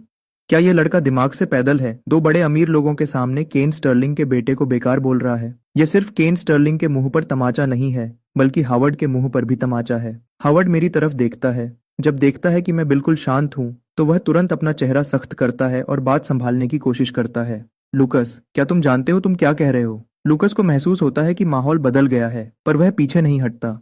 अंकल सलीवन, बिल्कुल मैं जानता हूं मैं क्या कह रहा हूं। इनके बेटे ने सबके सामने एक लड़की को परेशान किया और मुझे मारने की कोशिश की। अपने बॉडीगार्ड्स के दम पर वह खुद को वहां का राजा समझ रहा था। अगर मैंने जल्दी से जवाब न दिया होता तो आज मैं हॉस्पिटल में लेटा होता। इस बार मेरे बोलने से पहले ही हावर्ड मेज पर हाथ मारता है और खड़ा हो जाता है। तुम बिल्कुल अपनी हद पार कर रहे हो। तुम होते कौन हो मिस्टर स्टर्लिंग के बेटे के बारे में बोलने वाले? अभी वहां जाओ और मिस्टर स्टर्लिंग से माफी मांगो, नहीं तो आज मैं, हावर्ड सलीवन, अपनी सारी तमीज भूल जाऊंगा और हम में से कोई भी यहाँ से आराम से नहीं जाएगा। लूकस का यह घमंड देखकर एलेना के माथे पर बल पड़ जाते हैं और उसका दिल बैठने लगता है। वह चुपके से मेरी तरफ देखने से खुद को रोक नहीं पाती। लूकस जैसे गुस्से वाले लड़के के सामने अपनी कुर्सी पर खामोशी से बैठे अंकल स्टर्लिंग बहुत ही समझदार और भरोसेमंद लग रहे हैं। यह ऐसे मर्द हैं जो पूरे कमरे को संभाल सकते हैं। लूकस मेरी तरफ एक नफरत भरी नजर डालता है। माफ कीजिएगा अंकल सलीवन, मैं आपका एहसानमंद हूँ, लेकिन मुझे झुकने और माफी मांगने पर मजबूर नहीं किया जा सकता। उसके शब्द पत्थर की तरह सख्त हैं, जिसमें समझौते की कोई जगह नहीं है। तुम बेवकूफ, बिल्कुल बदतमीज हो। मुझे कभी मिस्टर स्टर्लिंग के सामने तुम्हारी माफी के लिए भीख नहीं मांगनी चाहिए थी। हावर्ड की आवाज गुस्से से कांप रही है और वह अब गालियां भी देने लगा है। लूकस यह सुनकर अपनी भौहें सिकोड़ता है। अंकल सलीवन, आपको उनसे भीख मांगने की बिल्कुल जरूरत नहीं थी। मेरी ताकत के साथ स्टर्लिंग फैमिली को खत्म करने में आपकी मदद करना मेरे लिए कोई बड़ी बात नहीं है। इससे पहले कि हावर्ड कोई जवाब दे पाता, उसका सिर घूमता है और वह सीधे पीछे गिर जाता है। पापा, क्या हुआ? पापा, सबसे पास बैठी एलेना सबसे पहले आगे बढ़ती है। मैं जो अभी तक यह तमाशा देख रहा था, मैं भी हैरान रह जाता हूँ। बिना कुछ सोचे मैं तुरंत आगे बढ़ता हूँ ताकि उसे संभाल सकूं। हावर्ड को गिरते देखकर लूकस बिल्कुल नहीं घबराता, बल्कि उसकी आंखों में एक चमक आती है। मौका आ गया है। अगर वह उसे बचा लेता है तो पहले की सारी परेशानियां खत्म हो जाएंगी। हीरो की किस्मत सच में कमाल की होती है। जितना नामुमकिन लगता है, उतनी ही हैरतअंगेज तरीके से वह वापस आता है। जैसे ही बॉडीगार्ड्स हावर्ड को हॉस्पिटल ले जाने के लिए उठाने लगते हैं, लूकस अचानक बोलता है, रुकिए, पहले मुझे देखने दीजिए। यह सुनकर एलेना घूमती है और देखती है कि कौन है। उसकी आवाज बर्फ की तरह ठंडी हो जाती है। गार्ड्स, इसे बाहर फेंको। मैं इसका चेहरा फिर कभी नहीं देखना चाहती। दो बॉडीगार्ड्स तुरंत आगे बढ़ते हैं और दोनों तरफ से लूकस को घेर लेते हैं। अपने खिलाफ माहौल बनता देख लूकस जल्दी से चिल्लाता है, मैं एक डॉक्टर हूँ। अंकल सलीवन को अचानक बहुत बड़ी तकलीफ हुई है। अगर हमने अभी कुछ नहीं किया तो हॉस्पिटल पहुंचने तक वह नहीं बचेंगे। जैसे ही लूकस के मुंह से यह बात निकलती है, एलेना हैरान रह जाती है। हालांकि उसके पिता का गिरना कुछ हद तक लूकस की वजह से ही था और वह इस लड़के से पूरी तरह परेशान हो चुकी है। लेकिन जो वह कह रहा है वह गलत नहीं है। सबसे पास का हॉस्पिटल कम से कम 15 मिनट दूर है। ट्रैफिक को मिलाकर आधा घंटा भी कम पड़ेगा। लूकस को इतने यकीन के साथ बोलते देख, जिसमें झूठ का कोई निशान नहीं था, एलेना थोड़ा सोच में पड़ जाती है और जैसे ही वह हाँ कहने वाली होती है, तभी उसके पास से एक शांत आवाज आती है। एलेना, इसकी बात पर यकीन मत करो। वह झटके से अपना सिर उठाती है। तभी उसे समझ आता है कि मैं पहले ही बॉडीगार्ड्स को हावर्ड को सीधा लिटाने का इशारा कर रहा हूँ। मेरा एक हाथ उसकी नब्ज पर है और बिना परेशान हुए मैं कहता हूँ, तुम्हारे पिता इसकी वजह से गिरे हैं और तुम चाहती हो कि यही उन्हें बचाए। और इसकी तरफ देखो, मुश्किल से 20 साल का होगा। यह भला कैसा डॉक्टर हो सकता है? एलेना होश में आती है। लेकिन अंकल स्टर्लिंग, हम यहाँ ऐसे ही खड़े नहीं रह सकते। मैं अपना हाथ हिलाता हूँ। मेरी उंगलियां अभी भी हावर्ड की कलाई पर हैं। परेशान मत हो, मैं इसे संभाल लूंगा। मैं उसकी सांस चेक करने के लिए नीचे झुकता हूँ और फिर तुरंत हावर्ड की शर्ट के बटन खोलने लगता हूँ। लूकस गुस्से से लाल पीला हो जाता है। केन स्टर्लिंग, तुम बदला लेने के लिए यह सब कर रहे हो। अगर तुमने इलाज में देरी की तो तुम एक खूनी कहलाओगे। यह उसके लिए बाजी पलटने का अकेला मौका था और यह उसके सामने ही खत्म हो रहा था। वह भला परेशान क्यों ना होता? चुप रहो, मैं धीमी पर सख्त आवाज में चिल्लाता हूँ। मेरे पास उससे बात करने का वक्त नहीं है। यह देखने के बाद कि दिल की धड़कन कमजोर है, मैं जल्दी से उसे सीधा लिटाता हूँ और उसकी छाती को दबाना शुरू करता हूँ। देखने वाले सभी लोग हैरान रह जाते हैं। क्या महान मिस्टर स्टर्लिंग को सच में सीपीआर करना आता है? लूकस, जो गुस्से में दांत पीस रहा था और गालियां देने के लिए तैयार था, यह देखकर हैरान रह जाता है। तरीका बिल्कुल सही है। रफ्तार, दबाव, जगह, सब कुछ बेहतरीन है। यहाँ तक कि वह खुद भी इससे बेहतर नहीं कर सकता था। सब लोग पीछे हटो, भीड़ मत लगाओ, उसे हवा आने दो। मैं छाती दबाते हुए हुक्म देता हूँ। मेरी आवाज में मना करने की कोई गुंजाइश नहीं थी। जल्दी सब पीछे हटो। एलेना के पास सोचने का वक्त नहीं है। वह तुरंत वैसा ही करती है। वह देखी कि वह एक तरफ खड़ी हो जाती है, मुट्ठियां भींचे हुए। हर दबाव के साथ उसका दिल ऊपर नीचे हो रहा है। शुक्र है, ज्यादा इंतजार नहीं करना पड़ता, क्योंकि मैं चुपके से अपनी अंदर की ताकत का इस्तेमाल कर रहा हूँ। जमीन पर लेटा हावर्ड अचानक हिलता है और उसकी छाती में थोड़ी हरकत दिखती है। एलेना खुशी से चिल्ला उठती है, अंकल स्टर्लिंग, मेरे पापा की धड़कन वापस आ गई है। मैं सिर हिलाता हूँ। मैं कुछ बार और दबाता हूँ और फिर खड़ा हो जाता हूँ। तुम्हारे पिता को पहले से दिल की बीमारी है। वह बहुत ज्यादा गुस्से में आ गए और उनकी सांस रुक गई। अब वह ठीक हैं। किसी से कहो कि उन्हें आराम करने के लिए सोफी पर लेटा दे। अपने पिता को ठीक होते देख एलेना शुक्रगुजार आंखों से मेरी तरफ घूमती है। अंकल स्टर्लिंग, आपका बहुत शुक्रिया। मुझे बिल्कुल नहीं पता था कि आपको यह सब आता है। ये सच में कमाल था। मैं हल्का सा मुस्कुराता हूँ, अपनी कलाइयों और कंधों को ढीला करते हुए बोलता हूँ, बस एक छोटी सी तरकीब थी, कोई बड़ी बात नहीं है। तभी मिया चुपके से पास आती है और मुझे एक टिश्यू देती है। मिस्टर स्टर्लिंग, अपना पसीना पोंछ लीजिए। मैं टिश्यू लेता हूँ और अपना माथा पोंछता हूँ, फिर हैरानी से कमरे में देखता हूँ। लूकस कहाँ चला गया? तभी सिस्टम की आवाज आती है, खिलाड़ी को बधाई हो, आपने हीरो से पहले एक खास आदमी को बचा लिया है। Villain points plus 1500 luck points वापस मिले। विलन पॉइंट्स की लिमिट पूरी हुई। सिस्टम स्किल ड्रॉ खुल गया है, अभी इस्तेमाल करें। ड्रॉ को बचाकर रखने का कोई फायदा नहीं है। मैं सीधे इसे खोलता हूँ। ड्रॉ कामयाब रहा। 2 ऑप्शंस में से एक चुने। 1, master piano skills maxed out. 2, top tier danceability full rhythm. सच कहूं तो दोनों ही ऑप्शंस एक तरह से बेकार हैं। पियानो और डांस बिल्कुल बकवास हैं, मेरे किसी काम के नहीं है। इसीलिए मैंने पियानो चुन लिया, क्योंकि यह देखने में ज्यादा अच्छा लगता है। इसे बाद में रोब दिखाने के लिए बचा कर रखता हूँ। पापा उठिए। लगभग 1 मिनट बाद कई बॉडीगार्ड्स हावर्ड को सोफी पर लेटा देते हैं। वह धीरे से अपनी आंखें खोलता है और बेहोशी की हालत में धीरे से बोलता है, मुझे अभी क्या हुआ था? पापा, आप अचानक बेहोश हो गए थे। अंकल स्टर्लिंग ने आपको बचाया, एलेना जल्दी से बताती है। जैसे ही उसे सारी बातें याद आती हैं, हावर्ड की आंखें हैरत से फट जाती हैं। इसके बाद भी उसे हॉस्पिटल भेजा जाता है। वह ठीक हो गया है, पर उसकी हैसियत को देखते हुए चेकअप करवाना सही रहेगा। एलेना भी उसके साथ जाती है। जाने से पहले वह खुद मेरे पास आती है और धीमी आवाज में माफी मांगती है। आखिरकार लूकस वही था जिसे छोड़ने के लिए उन्होंने मुझसे गुजारिश की थी। उसे नहीं पता कि मैं पहले ही बहुत खुश हूँ। उस सीन से मुझे सिर्फ ढेर सारे विलन पॉइंट्स और लक पॉइंट्स ही नहीं मिले, बल्कि हावर्ड ने शुक्रिया के रूप में पार्टनरशिप के फायदे का 10% देने का भी वादा किया है। उस 10% को कम मत समझो। दोनों परिवारों के पास जितने पैसे और ताकत हैं, उससे पूरा फायदा ही $5 बिलियन से ज्यादा का होगा। 10% का मतलब है कम से कम $500 मिलियन। बस एक ही परेशानी की बात है कि लूकस भाग गया। मैंने सलिवन फैमिली का इस्तेमाल करके उसे सबक सिखाने का प्लान बनाया था। प्लान खराब हो गया और इससे मेरा मूड खराब हो गया। लेकिन मैं यह भी जानता हूँ कि उस जैसे किस्मत वाले को हराने के लिए धीरे धीरे काम करना पड़ेगा। लूकस सच में भाग गया है। उसे समझ आ गया कि उसने बहुत बड़ी गलती कर दी है, और जब उसने अपनी आंखों से मेरा बिल्कुल सही सीपीआर देखा तो उसे तुरंत समझ आ गया कि कुछ तो गड़बड़ है। लेकिन भागने के बाद वह जितना सोचता है उसे उतना ही अजीब लगता है। पिछले 2 दिनों की बातें उसके दिमाग में घूमती हैं और उसे पक्का यकीन हो जाता है कि कहीं ना कहीं कुछ गलत है, खासकर मेरे बारे में। मेरा हर काम समझ से बिल्कुल बाहर है। सलिवन फैमिली का रास्ता पूरी तरह बंद हो चुका है और डोनोवन फैमिली का भी शायद यही हाल होगा। उसे अपना नाम बदलना होगा और स्टर्लिंग फैमिली की नजरों से पूरी तरह गायब होना पड़ेगा। तभी उसे सब कुछ ठीक करने का मौका मिलेगा। इस फैसले के साथ लूकस को अपना रास्ता मिल जाता है। ए लड़के, सारे पैसे निकाल। जैसे ही वह यह सोच रहा होता है, दो गुंडे अचानक उसका रास्ता रोक लेते हैं। दोनों के हाथ में चमकती हुई चाकू है और उनके इरादे बिल्कुल खराब हैं। बहुत बढ़िया, तुम दोनों खुद मेरे पास चलकर आए हो। अगले ही पल उस गली में एक के बाद एक दर्द से चीखने की आवाजें आने लगती हैं। इसी बीच गाड़ी में मिया चुपके से मेरी तरफ देखती है। मैं सीट पर आंखें बंद किए बैठा हूँ। उसके दिल में मेरे लिए इज्जत और बढ़ने लगती है। उसने आज सच में कुछ नया देखा है। बाकी अमीर लोग तो बस पैसे गिनते हैं, गोल्फ खेलते हैं और क्लाइंट्स को खुश करते हैं, लेकिन उसके बॉस को तो सच में बिल्कुल सही इमरजेंसी इलाज करना आता है। और हावर्ड को सीपीआर देते वक्त उनके चेहरे पर जो ध्यान था, उसने तो लगभग उसकी धड़कन ही रोक दी थी। लियो, थोड़ा म्यूजिक चलाओ, चलो थोड़ा आराम करते हैं, मैं अचानक बोलता हूँ। इससे मिया चौंक जाती है और वह जल्दी से अपनी नजर हटा लेती है, जैसे बाहर खिड़की से देख रही हो। गाना बजने लगता है और मैं फिर से अपनी आंखें बंद कर लेता हूँ। मेरा दिमाग तेजी से चल रहा है। हावर्ड के रिएक्शन से मैं कह सकता हूँ कि लुकस का उससे कोई सीधा रिश्ता नहीं है। असली रिश्ता तो पुराने मिस्टर सलीवन से है, जिसका मतलब है कि जब तक पुराने मिस्टर सलीवन लुकस को बचा रहे हैं, तभी तक सलीवन फैमिली इस बात पर उसके पीछे नहीं पड़ेगी। यह लड़का चालाक है। मैं धीरे से बड़बड़ाता हूँ। लुकस अब अंधेरे में छुप गया है। हालात बदल गए हैं। वह अंधेरे में है और मैं उजाले में। यह ठीक नहीं है। मैं अपनी आंखें खोलता हूँ और फिर से बोलता हूँ, लियो, जब हम वापस पहुंचे तो कुछ लोगों को लुकस पर नजर रखने के लिए कहो। याद रखना, ज्यादा पास मत जाना और बिल्कुल बात मत करना। जो भी खबर मिले तुरंत मुझे बताओ। बोलने के बाद मैं अपनी भौहें सिकोड़ता हूँ और कहता हूँ, लियो, तुम ये कैसा गाना बजा रहे हो? इसे बदलो, बदलो इसे। शायद ऐसा इसीलिए है क्योंकि मुझे अभी मास्टर लेवल पियानो स्किल्स मिली है। मेरे कान अब बहुत नखरेबाज हो गए हैं। लियो परेशान लगता है। गाना बदल दूं, पर गाड़ी में सिर्फ 2 या 3 गाने ही सेव्ड हैं। आप आमतौर पर सुनते नहीं हैं, इसीलिए मैंने बस कोई भी चला दिया। यह देखकर मिया हैरानी से पूछती है, मिस्टर स्टर्लिंग, क्या आपका गाना सुनने का मन है? ऐसा नहीं है, बस अचानक रास्ते पर बहुत खामोशी लग रही है। मिया जल्दी से बोलती है, क्यों ना मैं अपने फोन पर ढूंढूं और ब्लूटूथ से कनेक्ट कर दूं। इस तरह आप कुछ भी सुन सकते हैं। मेरी आंखें चमक उठती हैं। अचानक कुछ सोचते हुए मैं कहता हूँ, ठीक है, प्ले करो अ थाउजेंड री एसेंस टू क्राई, नहीं तो सफर बहुत बोरिंग हो जाएगा। ये एक बहुत पुराना गाना है, पर मुझे ये बहुत पसंद है। मिया हैरान हो जाती है। ये नाम ऐसा लगता है जैसे खुद बनाया गया हो। थोड़ी देर ढूंढने के बाद उसे नहीं मिलता। मिस्टर स्टर्लिंग, मुझे यह नहीं मिल रहा है। शायद आपने नाम गलत बताया है। यह सुनकर मेरी भौहें सिकोड़ती हैं। कुछ अजीब लगता है। फिर जैक विल्सन ढूंढो।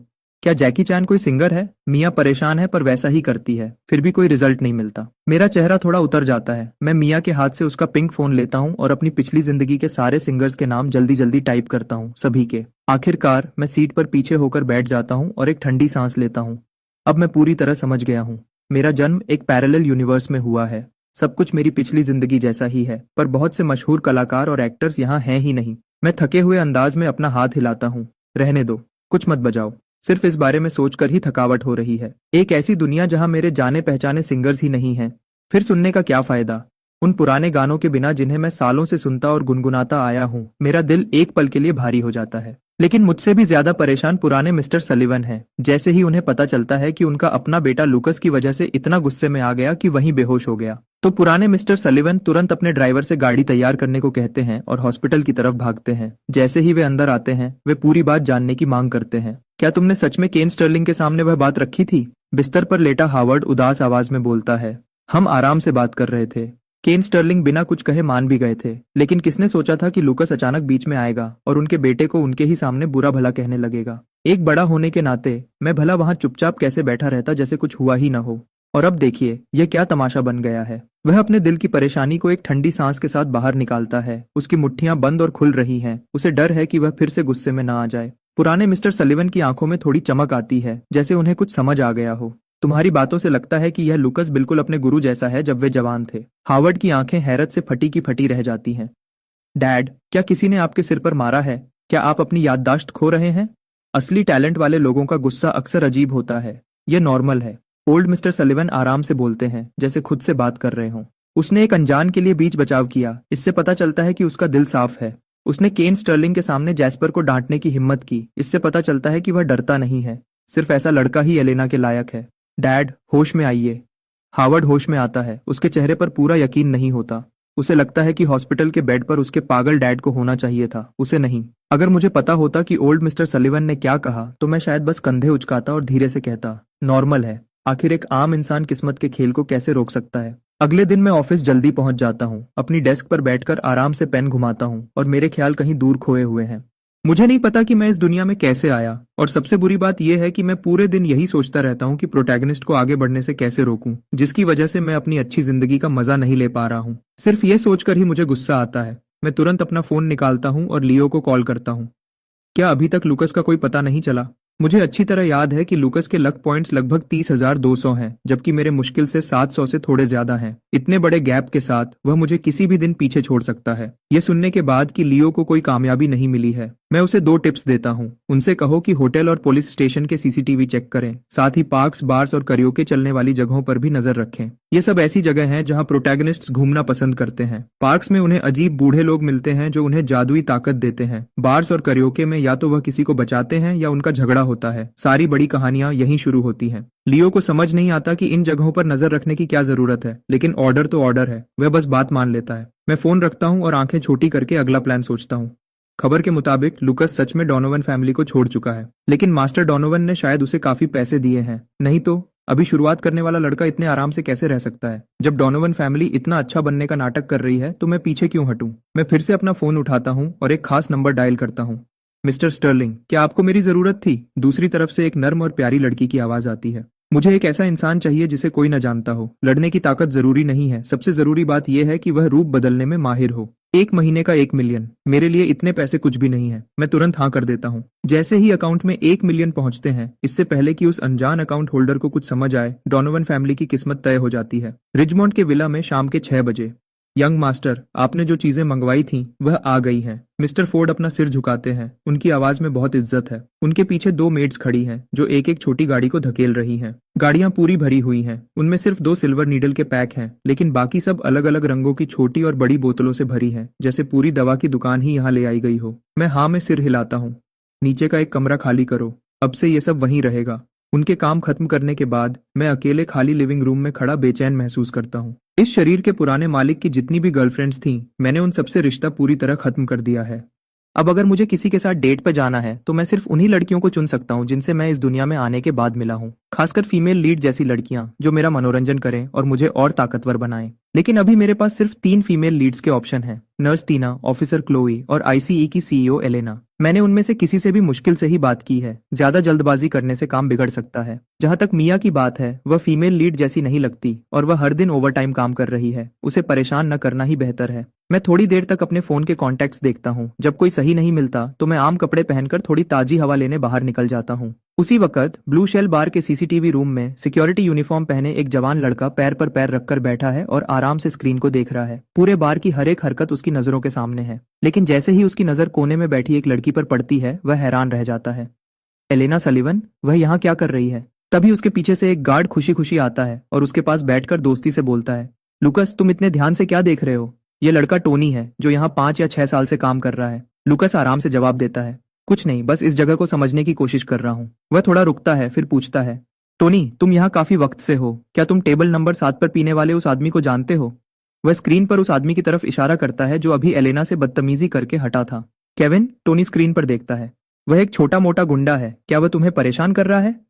ऐसा कुछ नहीं है, लुकस बात को टाल देता है। सच में प्रोटैगनिस्ट की किस्मत कुछ अलग ही होती है। उसे भी इसकी उम्मीद नहीं थी।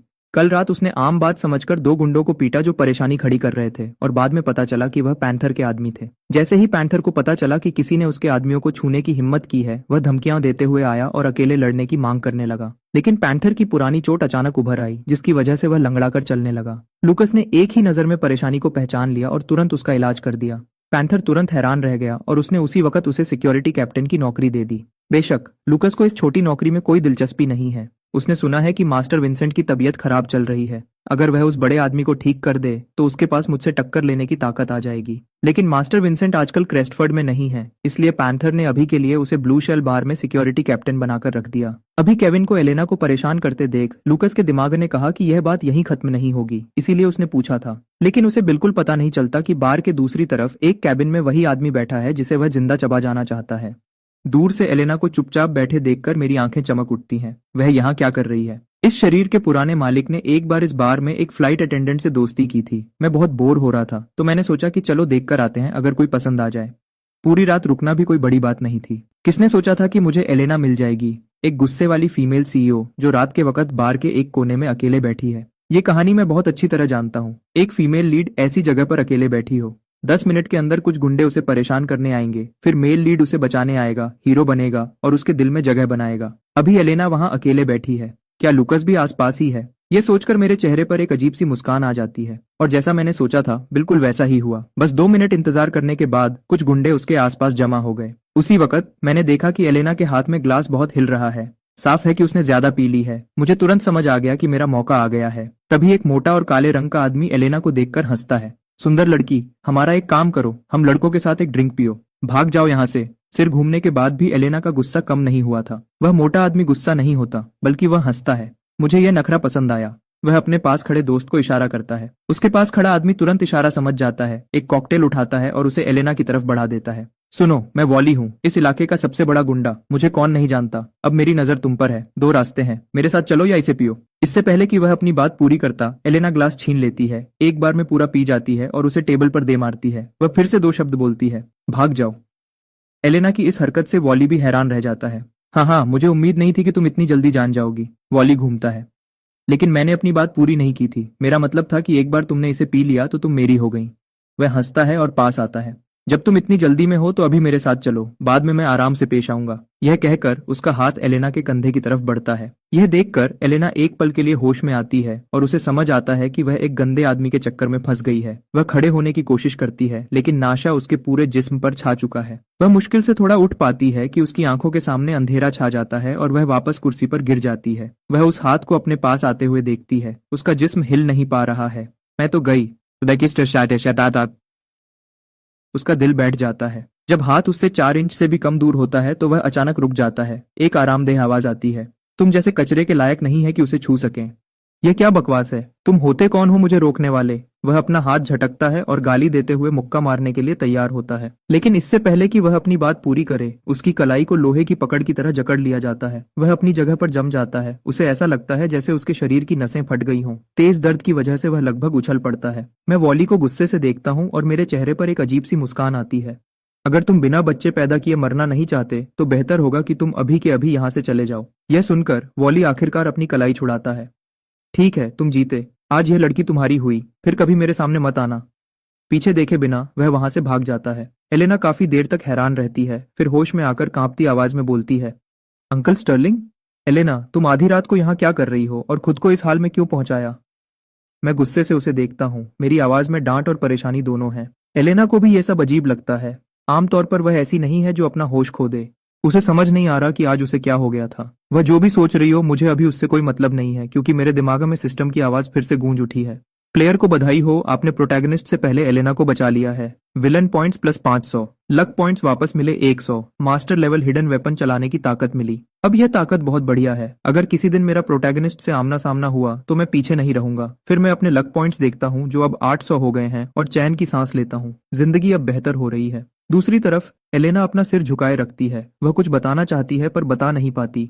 कोई भी देखकर समझ सकता है कि उसके दिमाग में कोई परेशानी है। मैं उसे मजबूर नहीं करता। मैं हाथ हिलाता हूँ और उसे घर छोड़ने की बात करता हूँ। यह सुनकर एलेना खुद खड़े होने की कोशिश करती है, लेकिन वह वापस कुर्सी पर गिर जाती है। यह देखकर मैं आह भरता हूँ। मुझे तुम्हारी मदद करने दो। एलेना अपनी जिंदगी में कभी किसी मर्द के इतने करीब नहीं आई थी, लेकिन मुझे बड़ा समझकर उसने सोचा कि यह ठीक है। तो शुक्रिया अंकल स्टर्लिंग। शर्माने की जरूरत नहीं है, चलो। मैं उसका हाथ अपने कंधे पर रखता हूँ और अपना दूसरा हाथ उसकी पतली कमर पर लपेट लेता हूँ। डिंग! फीमेल लीड एलेना के साथ पहली बार इतने करीब आने का काम पूरा हुआ। Villain points plus 300, luck points वापस मिले 100। ये प्यारी आवाज सुनकर मेरे चेहरे पर मुस्कान आ जाती है और मैं बहुत खुश महसूस करता हूँ। एलेना की कमर बिल्कुल सही तरह से पतली है, नर्म और मजबूत, महसूस करने में बहुत अच्छी है। हम दोनों अभी बार से बाहर निकले ही हैं। अभी कोना भी नहीं मुड़ा था कि मेरी त्योरी चढ़ जाती है। 20 से ज्यादा गुंडे, जिनके हाथों में लोहे के पाइप और बेसबॉल बैट हैं, हमारा रास्ता रोक कर खड़े हैं। लियो और मेरे 2 गार्ड्स जो मेरे साथ आम कपड़ों में आए थे, वह तुरंत मुझे बचाने के लिए घेरा बना लेते हैं। मिस्टर स्टर्लिंग, आप अभी जाइए, हमारी चिंता मत कीजिए। वह लड़ने में माहिर हैं, लेकिन दूसरी तरफ बहुत सारे लोग हैं और सबके पास हथियार हैं। लड़ने से उनका नुकसान हो सकता है। सबसे जरूरी अभी भागना है। मैं अपनी बाहों में बैठी लड़की को देखता हूँ और एलेना को गोद में उठा लेता हूँ। हालांकि मेरी लड़ने की ताकत सबसे ज्यादा है, लेकिन खुद हाथ गंदे करना मेरी शान के खिलाफ है। अपने साथ बॉडीगार्ड्स भी लाया है। वह उन तीनों के कपड़ों को देखकर हंसता है और नाटक करता है। दोस्त, क्या तुम सच में ये करना चाहते हो? लियो गुस्से से पूछता है। उसने काफी वक्त से इतने बेवकूफ गुंडे नहीं देखे थे। तेरा दोस्त कौन है बे? वॉली अपना हाथ उठाता है और इशारा करता है। लड़कों, इसे पकड़ो। आदमियों को खत्म करो, लड़की को छोड़ देना। उसके कहने पर गुंडे चिल्लाते हुए लोहे के पाइप घुमाते हुए आगे बढ़ते हैं। लियो और उसके दो साथी बिजली की तरह हरकत करते हैं। उनके डंडे एक झटके में खुल जाते हैं। एक पीछे से ध्यान रखता है, दूसरा मदद करता है, और लियो खुद रास्ता साफ करता है, मुझे बचाते हुए पीछे हटने में मदद करता है। मुझे एक लड़की को गोद में लिए रास्ता साफ करते देखकर वॉली घबरा जाता है।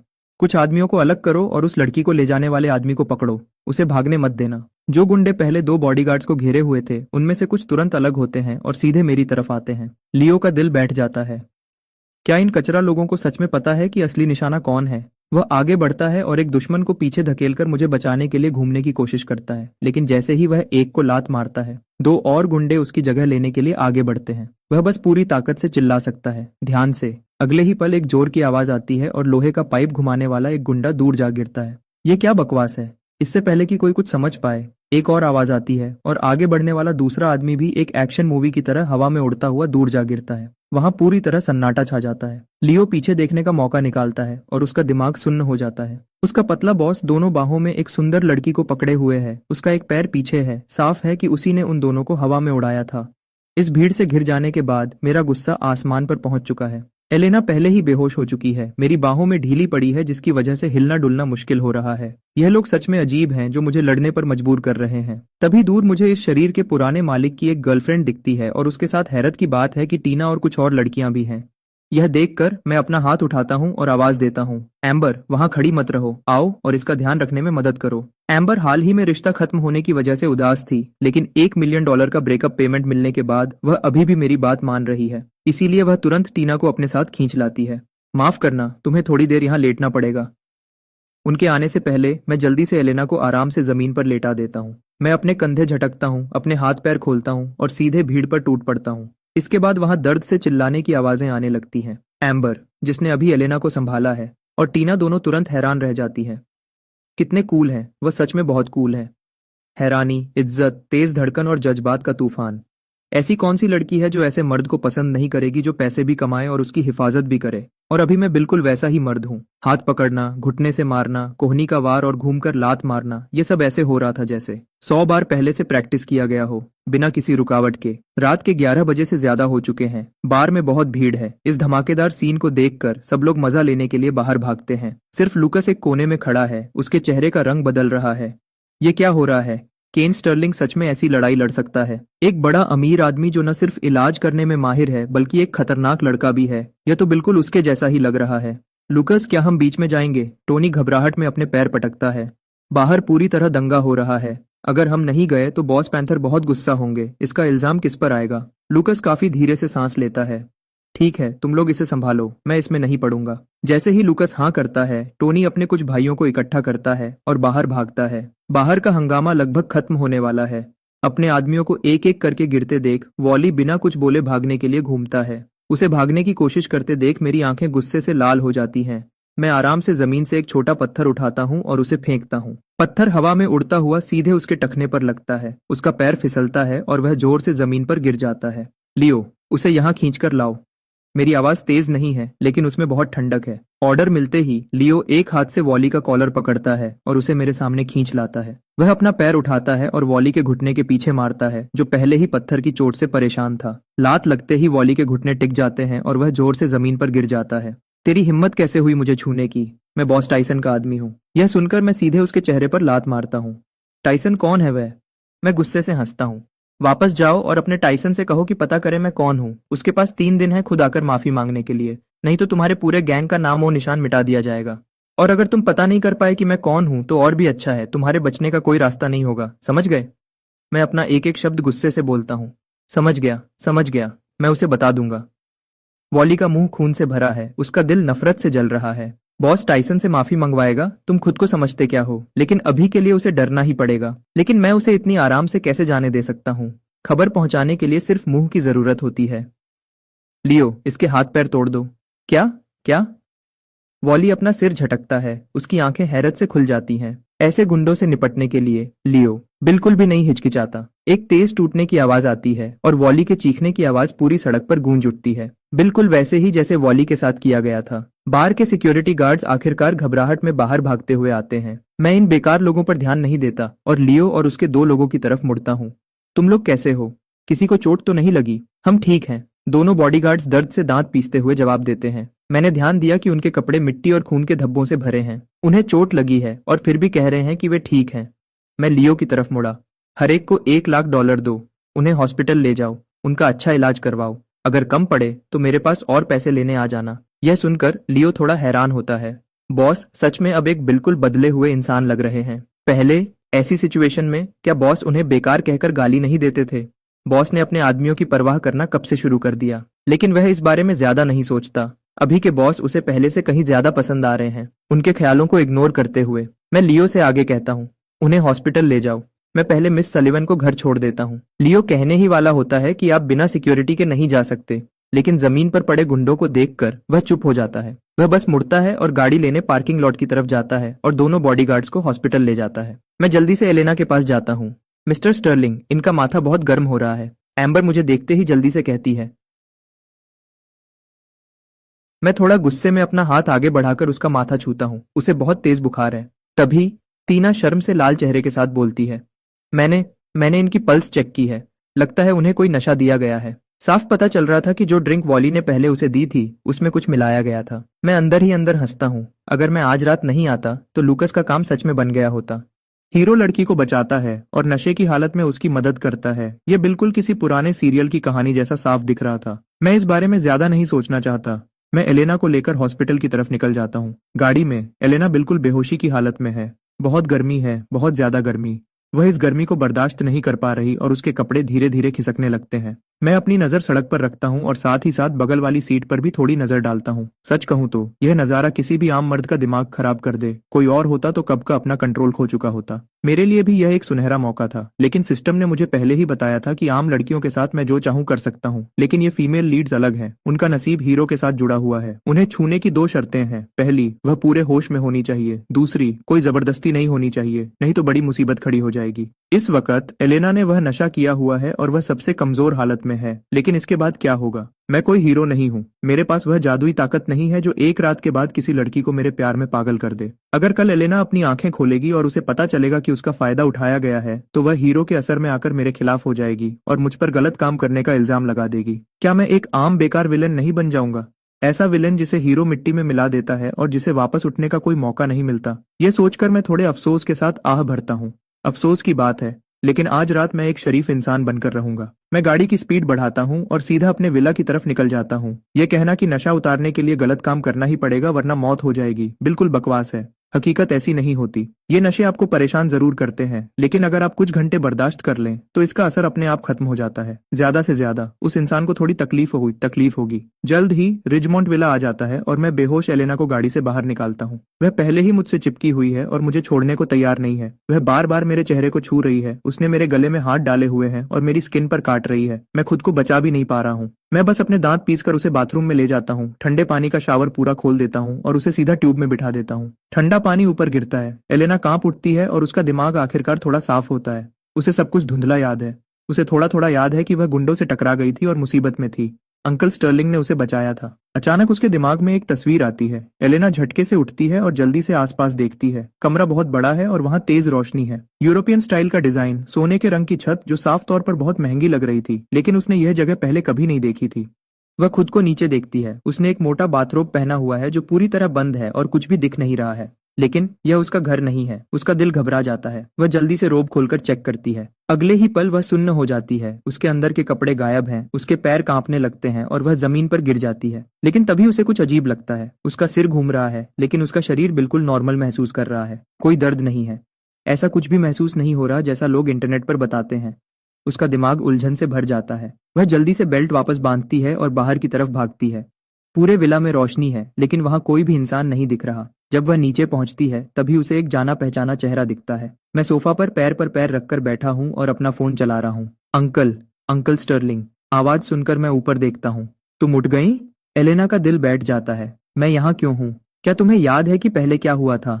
मैं अपना फोन रखता हूँ और अपने पास वाले सोफा की तरफ इशारा करता हूँ। एलेना चुपचाप बैठ जाती है, पहले धीरे से हाँ में सिर हिलाती है, फिर ना में सिर हिला देती है। उसे पहले की थोड़ी बातें याद हैं, लेकिन उसके बाद क्या हुआ उसके दिमाग में धुंध छाई हुई है और कुछ भी साफ याद नहीं आ रहा। उसे धुंधला सा याद है कि उसने अंकल स्टर्लिंग को जोर से गले लगाया था। जैसे ही यह ख्याल आता है, उसका चेहरा लाल हो जाता है। क्या उसने सच में अंकल स्टर्लिंग के साथ ऐसा किया था? यह सोचकर एलेना अपने ख्यालों को वहीं रोक देती है और आगे सोचने की हिम्मत नहीं करती। मैं उसके दिल की हलचल को साफ समझ जाता हूँ। कुछ बातें तुम्हें साफ नहीं है ना? चिंता मत करो, मैं तुम्हें सब बताता हूँ। वॉली नाम के एक लड़के ने तुम्हें एक ड्रिंक दी थी, याद है? एलेना हाँ में सिर हिलाती है। मैं आगे बोलता हूँ, उसने उस ड्रिंक में कुछ मिलाया था। मैं उस वक्त तुम्हें बाहर ले आया और तुम्हें घर छोड़ने का प्लान बना रहा था, लेकिन नशे ने बहुत जल्दी असर कर दिया और तुम घर नहीं पहुंच पाती। अगर तुम्हारे घर वालों या किसी डॉक्टर को पता चलता तो बातें बनने लगती, इसलिए मैं तुम्हें अपने घर ले आया। मेरी बात सुनकर एलेना याद करने की बहुत कोशिश करती है।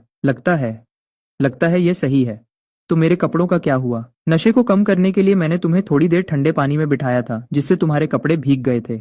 मैं आराम से बोलता हूँ, लेकिन तुम्हें ठंड न लगे इसलिए मैंने हाउसकीपर से कहकर तुम्हारे बाल और शरीर सुखवाए और तुम्हें रोब पहनाया। आपने हाउसकीपर से मेरे कपड़े बदलवाए? एलेना अचानक इस बात पर ध्यान देती है। मैं अपने कंधे उचकाता हूँ। क्यों? तुम्हें लगा मैंने खुद किया? यह सुनकर एलेना को और भी अजीब लगता है, क्योंकि उसे धुंधला सा याद है कि वह केन स्टर्लिंग पर झुक गई थी और उसे जोर से किस किया था। अब तो वह मुझसे सीधे आंख मिलाने की हिम्मत भी नहीं कर पा रही है। उसकी इस हालत को देखकर मैं आराम से अपना हाथ हिलाता हूँ। अभी बहुत रात हो गई है अंकल स्टर्लिंग, अगर आपको बुरा ना लगे तो क्या मैं आज रात यहाँ रुक सकती हूँ? ये पक्का करने के बाद कि उसके साथ कुछ गलत नहीं हुआ, एलेना आखिरकार आराम महसूस करती है और आराम से बोलती है, मुझे कोई ऐतराज नहीं है। सवाल यह है कि क्या तुम्हें लोगों की बातों की चिंता है? मैं उस पर एक आम नजर डालता हूँ। मैंने ध्यान दिया कि मैं उसके स्टैट्स देख सकता हूँ और उसकी अफेक्शन सच में 62% पर पहुंच गई है। सिस्टम के मुताबिक जब तक ये फीमेल लीड्स विलन के लिए अफेक्शन बढ़ाती हैं, मैं उनकी पूरी डिटेल्स देख सकता हूँ। आम लोगों के लिए जब ट्रस्ट 90% पर पहुंच जाता है तो वे पूरी तरह मेरे आगे झुक जाते हैं, और एक बार जब किसी फीमेल लीड की अफेक्शन 90% से ऊपर चली जाती है तो मैं हीरो की किस्मत को पूरी तरह इग्नोर कर सकता हूँ। रिजमोंड विला में बहुत सारे कमरे हैं। मैं कोई भी एक कमरा चुनता हूँ और कहता हूँ, जब तुम्हारे कपड़े धुलकर सूख जाएंगे तो हाउसकीपर उन्हें ले आएगी। मेरे इस अच्छे इंतजाम को देखकर एलेना सोच में पड़ जाती है। वह धीरे से बिस्तर के पास जाती है, नीचे देखती है और पाती है कि चादर और कंबल बिल्कुल नए हैं, जो अभी बदले गए हैं। उन्होंने इस बारे में भी सोचा। पहली बार उसे महसूस होता है कि एक समझदार मर्द का ध्यान रखना कैसा होता है। अंकल स्टर्लिंग सिर्फ हैंडसम ही नहीं है, बल्कि वे बहुत ध्यान रखने वाले भी हैं। वे जैसे लड़कियों का दिल जीतने के लिए ही बने हैं। जब वह यह सोच ही रही होती है, तभी वह तस्वीर अचानक उसके दिमाग में वापस आती है। मेरा हैंडसम चेहरा, मजबूत शरीर, ताकतवर बाहें और वह भरोसेमंद मर्दाना एहसास, ये सब उसके दिमाग में घूमने लगता है। क्या किसी के लिए फीलिंग्स होना ऐसा ही होता है? एलेना जोर से अपना सिर हिलाती है। मुझे उनके लिए फीलिंग्स कैसे हो सकती हैं? नामुमकिन है। मैं तो उनके बेटे से सिर्फ 4 साल बड़ी हूँ, लेकिन वे सच में बहुत हैंडसम, शरीफ और भरोसेमंद हैं। उनकी बाहों में होना कितना सेफ महसूस होता होगा। लेकिन वे मुझसे बड़े हैं, मैं ऐसा नहीं सोच सकती। उसके दिमागर के अंदर अच्छे और बुरे ख्याल आपस में लड़ने लगते हैं। जब यह बहस चल रही होती है, उसे नींद आने लगती है। शायद अभी तक नशे का असर पूरी तरह खत्म नहीं हुआ था। जब वह अगली सुबह उठती है तो वह उस रोब को खुद धोकर साफ कर देती है। सुबह जब मैं बाहर टंगे हुए रोब को देखता हूँ तो मैं बिल्कुल हैरान रह जाता हूँ। घर में नौकर है, ये लड़की क्या कर रही है? और सुबह सुबह उसने मुझे 200 विलन पॉइंट्स दे दिए। उसने ऐसा क्या किया? कुछ समझ न आने पर मैं अपना सिर हिलाता हूँ और चला जाता हूँ। इस बीच ब्लू शेल बार के एक प्राइवेट कमरे में टाइसन लोहे की गोलियों से खेलते हुए गुस्से से भरे चेहरे के साथ सीसीटीवी फुटेज को घूरता है। जैसे ही वह स्क्रीन पर सलिवन खानदान की बेटी को पहचानता है, उसका दिल करता है कि वह मुसीबत खड़ी करने वाले अपने उस आदमी को जान से मार दे। उसने एक ही बार में स्टर्लिंग और सलिवन दोनों परिवारों को गुस्सा दिला दिया था। टाइसन घबराहट में अपनी सोने की चेन को रगड़ता है। गाड़ी निकालो, मैं खुद माफी मांगने जा रहा हूँ। सलिवन मैनर में वापस आकर एलेना बार बार उस बचाने वाली वीडियो को देखती है जिसमें मैं उसे बचाने की कोशिश कर रहा हूँ। वह अचानक हंसती है और उसके गालों पर डिम्पल बनते हैं। तो बड़े लोग भी लड़ते वक्त अपनी टाई खराब कर लेते हैं। उसके हाथ की उंगली बिना सोचे समझे स्क्रीन पर मेरे चेहरे को छूती है। अचानक जब उसे समझ आता है कि वह क्या कर रही है तो वह टैबलेट को सोफा पर फेंक देती है। एलेना, क्या तुम पागल हो गई हो? लेकिन उसके लाल होते कान पहले ही उसके दिल का हाल बता रहे हैं। मिस्टर स्टर्लिंग, पुलिस आपसे मिलने आई है। स्टर्लिंग टावर के सबसे ऊपर वाले फ्लोर का ऑफिस। लूकस पर नजर रखने का काम देने के बाद मैं अपनी भौहें उठाता हूँ। अटर्नी डीन को इसे संभालने दो। मैं आराम से अपना पेन घुमाता हूँ। ऐसे छोटे मामले के लिए मुझे खुद ध्यान देने की जरूरत नहीं है। पैसे की ताकत इस वक्त साफ दिखती है। लड़ाई वही थी, लेकिन हीरो जेल में बैठा है और विलन आजाद घूम रहा है। यही हकीकत है। फोन रखने के बाद मैं शहर के मॉडल को देखता हूँ और सोच में डूब जाता हूँ। किस्मत के सहारे चलने वाले उस कीड़े को कुचलने के लिए मुझे हर तरफ से कोशिश करनी होगी। उसके मौकों को छीनना होगा, फीमेल लीड्स को अपनी तरफ करना होगा और अपनी ताकत को और मजबूत करना होगा। सिस्टम, जबरदस्ती की हद कहाँ तक है? मेरे हाथ में पेन इतनी तेज घूमता है कि धुंधला दिखने लगता है। जब तक आप ताकत का इस्तेमाल नहीं करते, कोई भी बिजनेस का तरीका चलेगा, वह रोबोटिक आवाज गोलमोल जवाब देती है। जैसे ही मैं अपनी अगली चाल चलने का प्लान बना रहा होता हूँ, तभी फोन पर एक नोटिफिकेशन आता है। डेजी नाम का एक प्रोफाइल चमक रहा है। मिस्टर स्टर्लिंग, क्या मैं आपको कॉफी पिला सकती हूँ? ये वही औरत है जो कल रात टीना के साथ थी। यह देखकर मैं अपने दिमाग में सोचता हूँ, ये कोई फीमेल लीड नहीं है, लेकिन यह एक अच्छी मोहरा बन सकती है। 2 o'clock, मैंशन कैफे।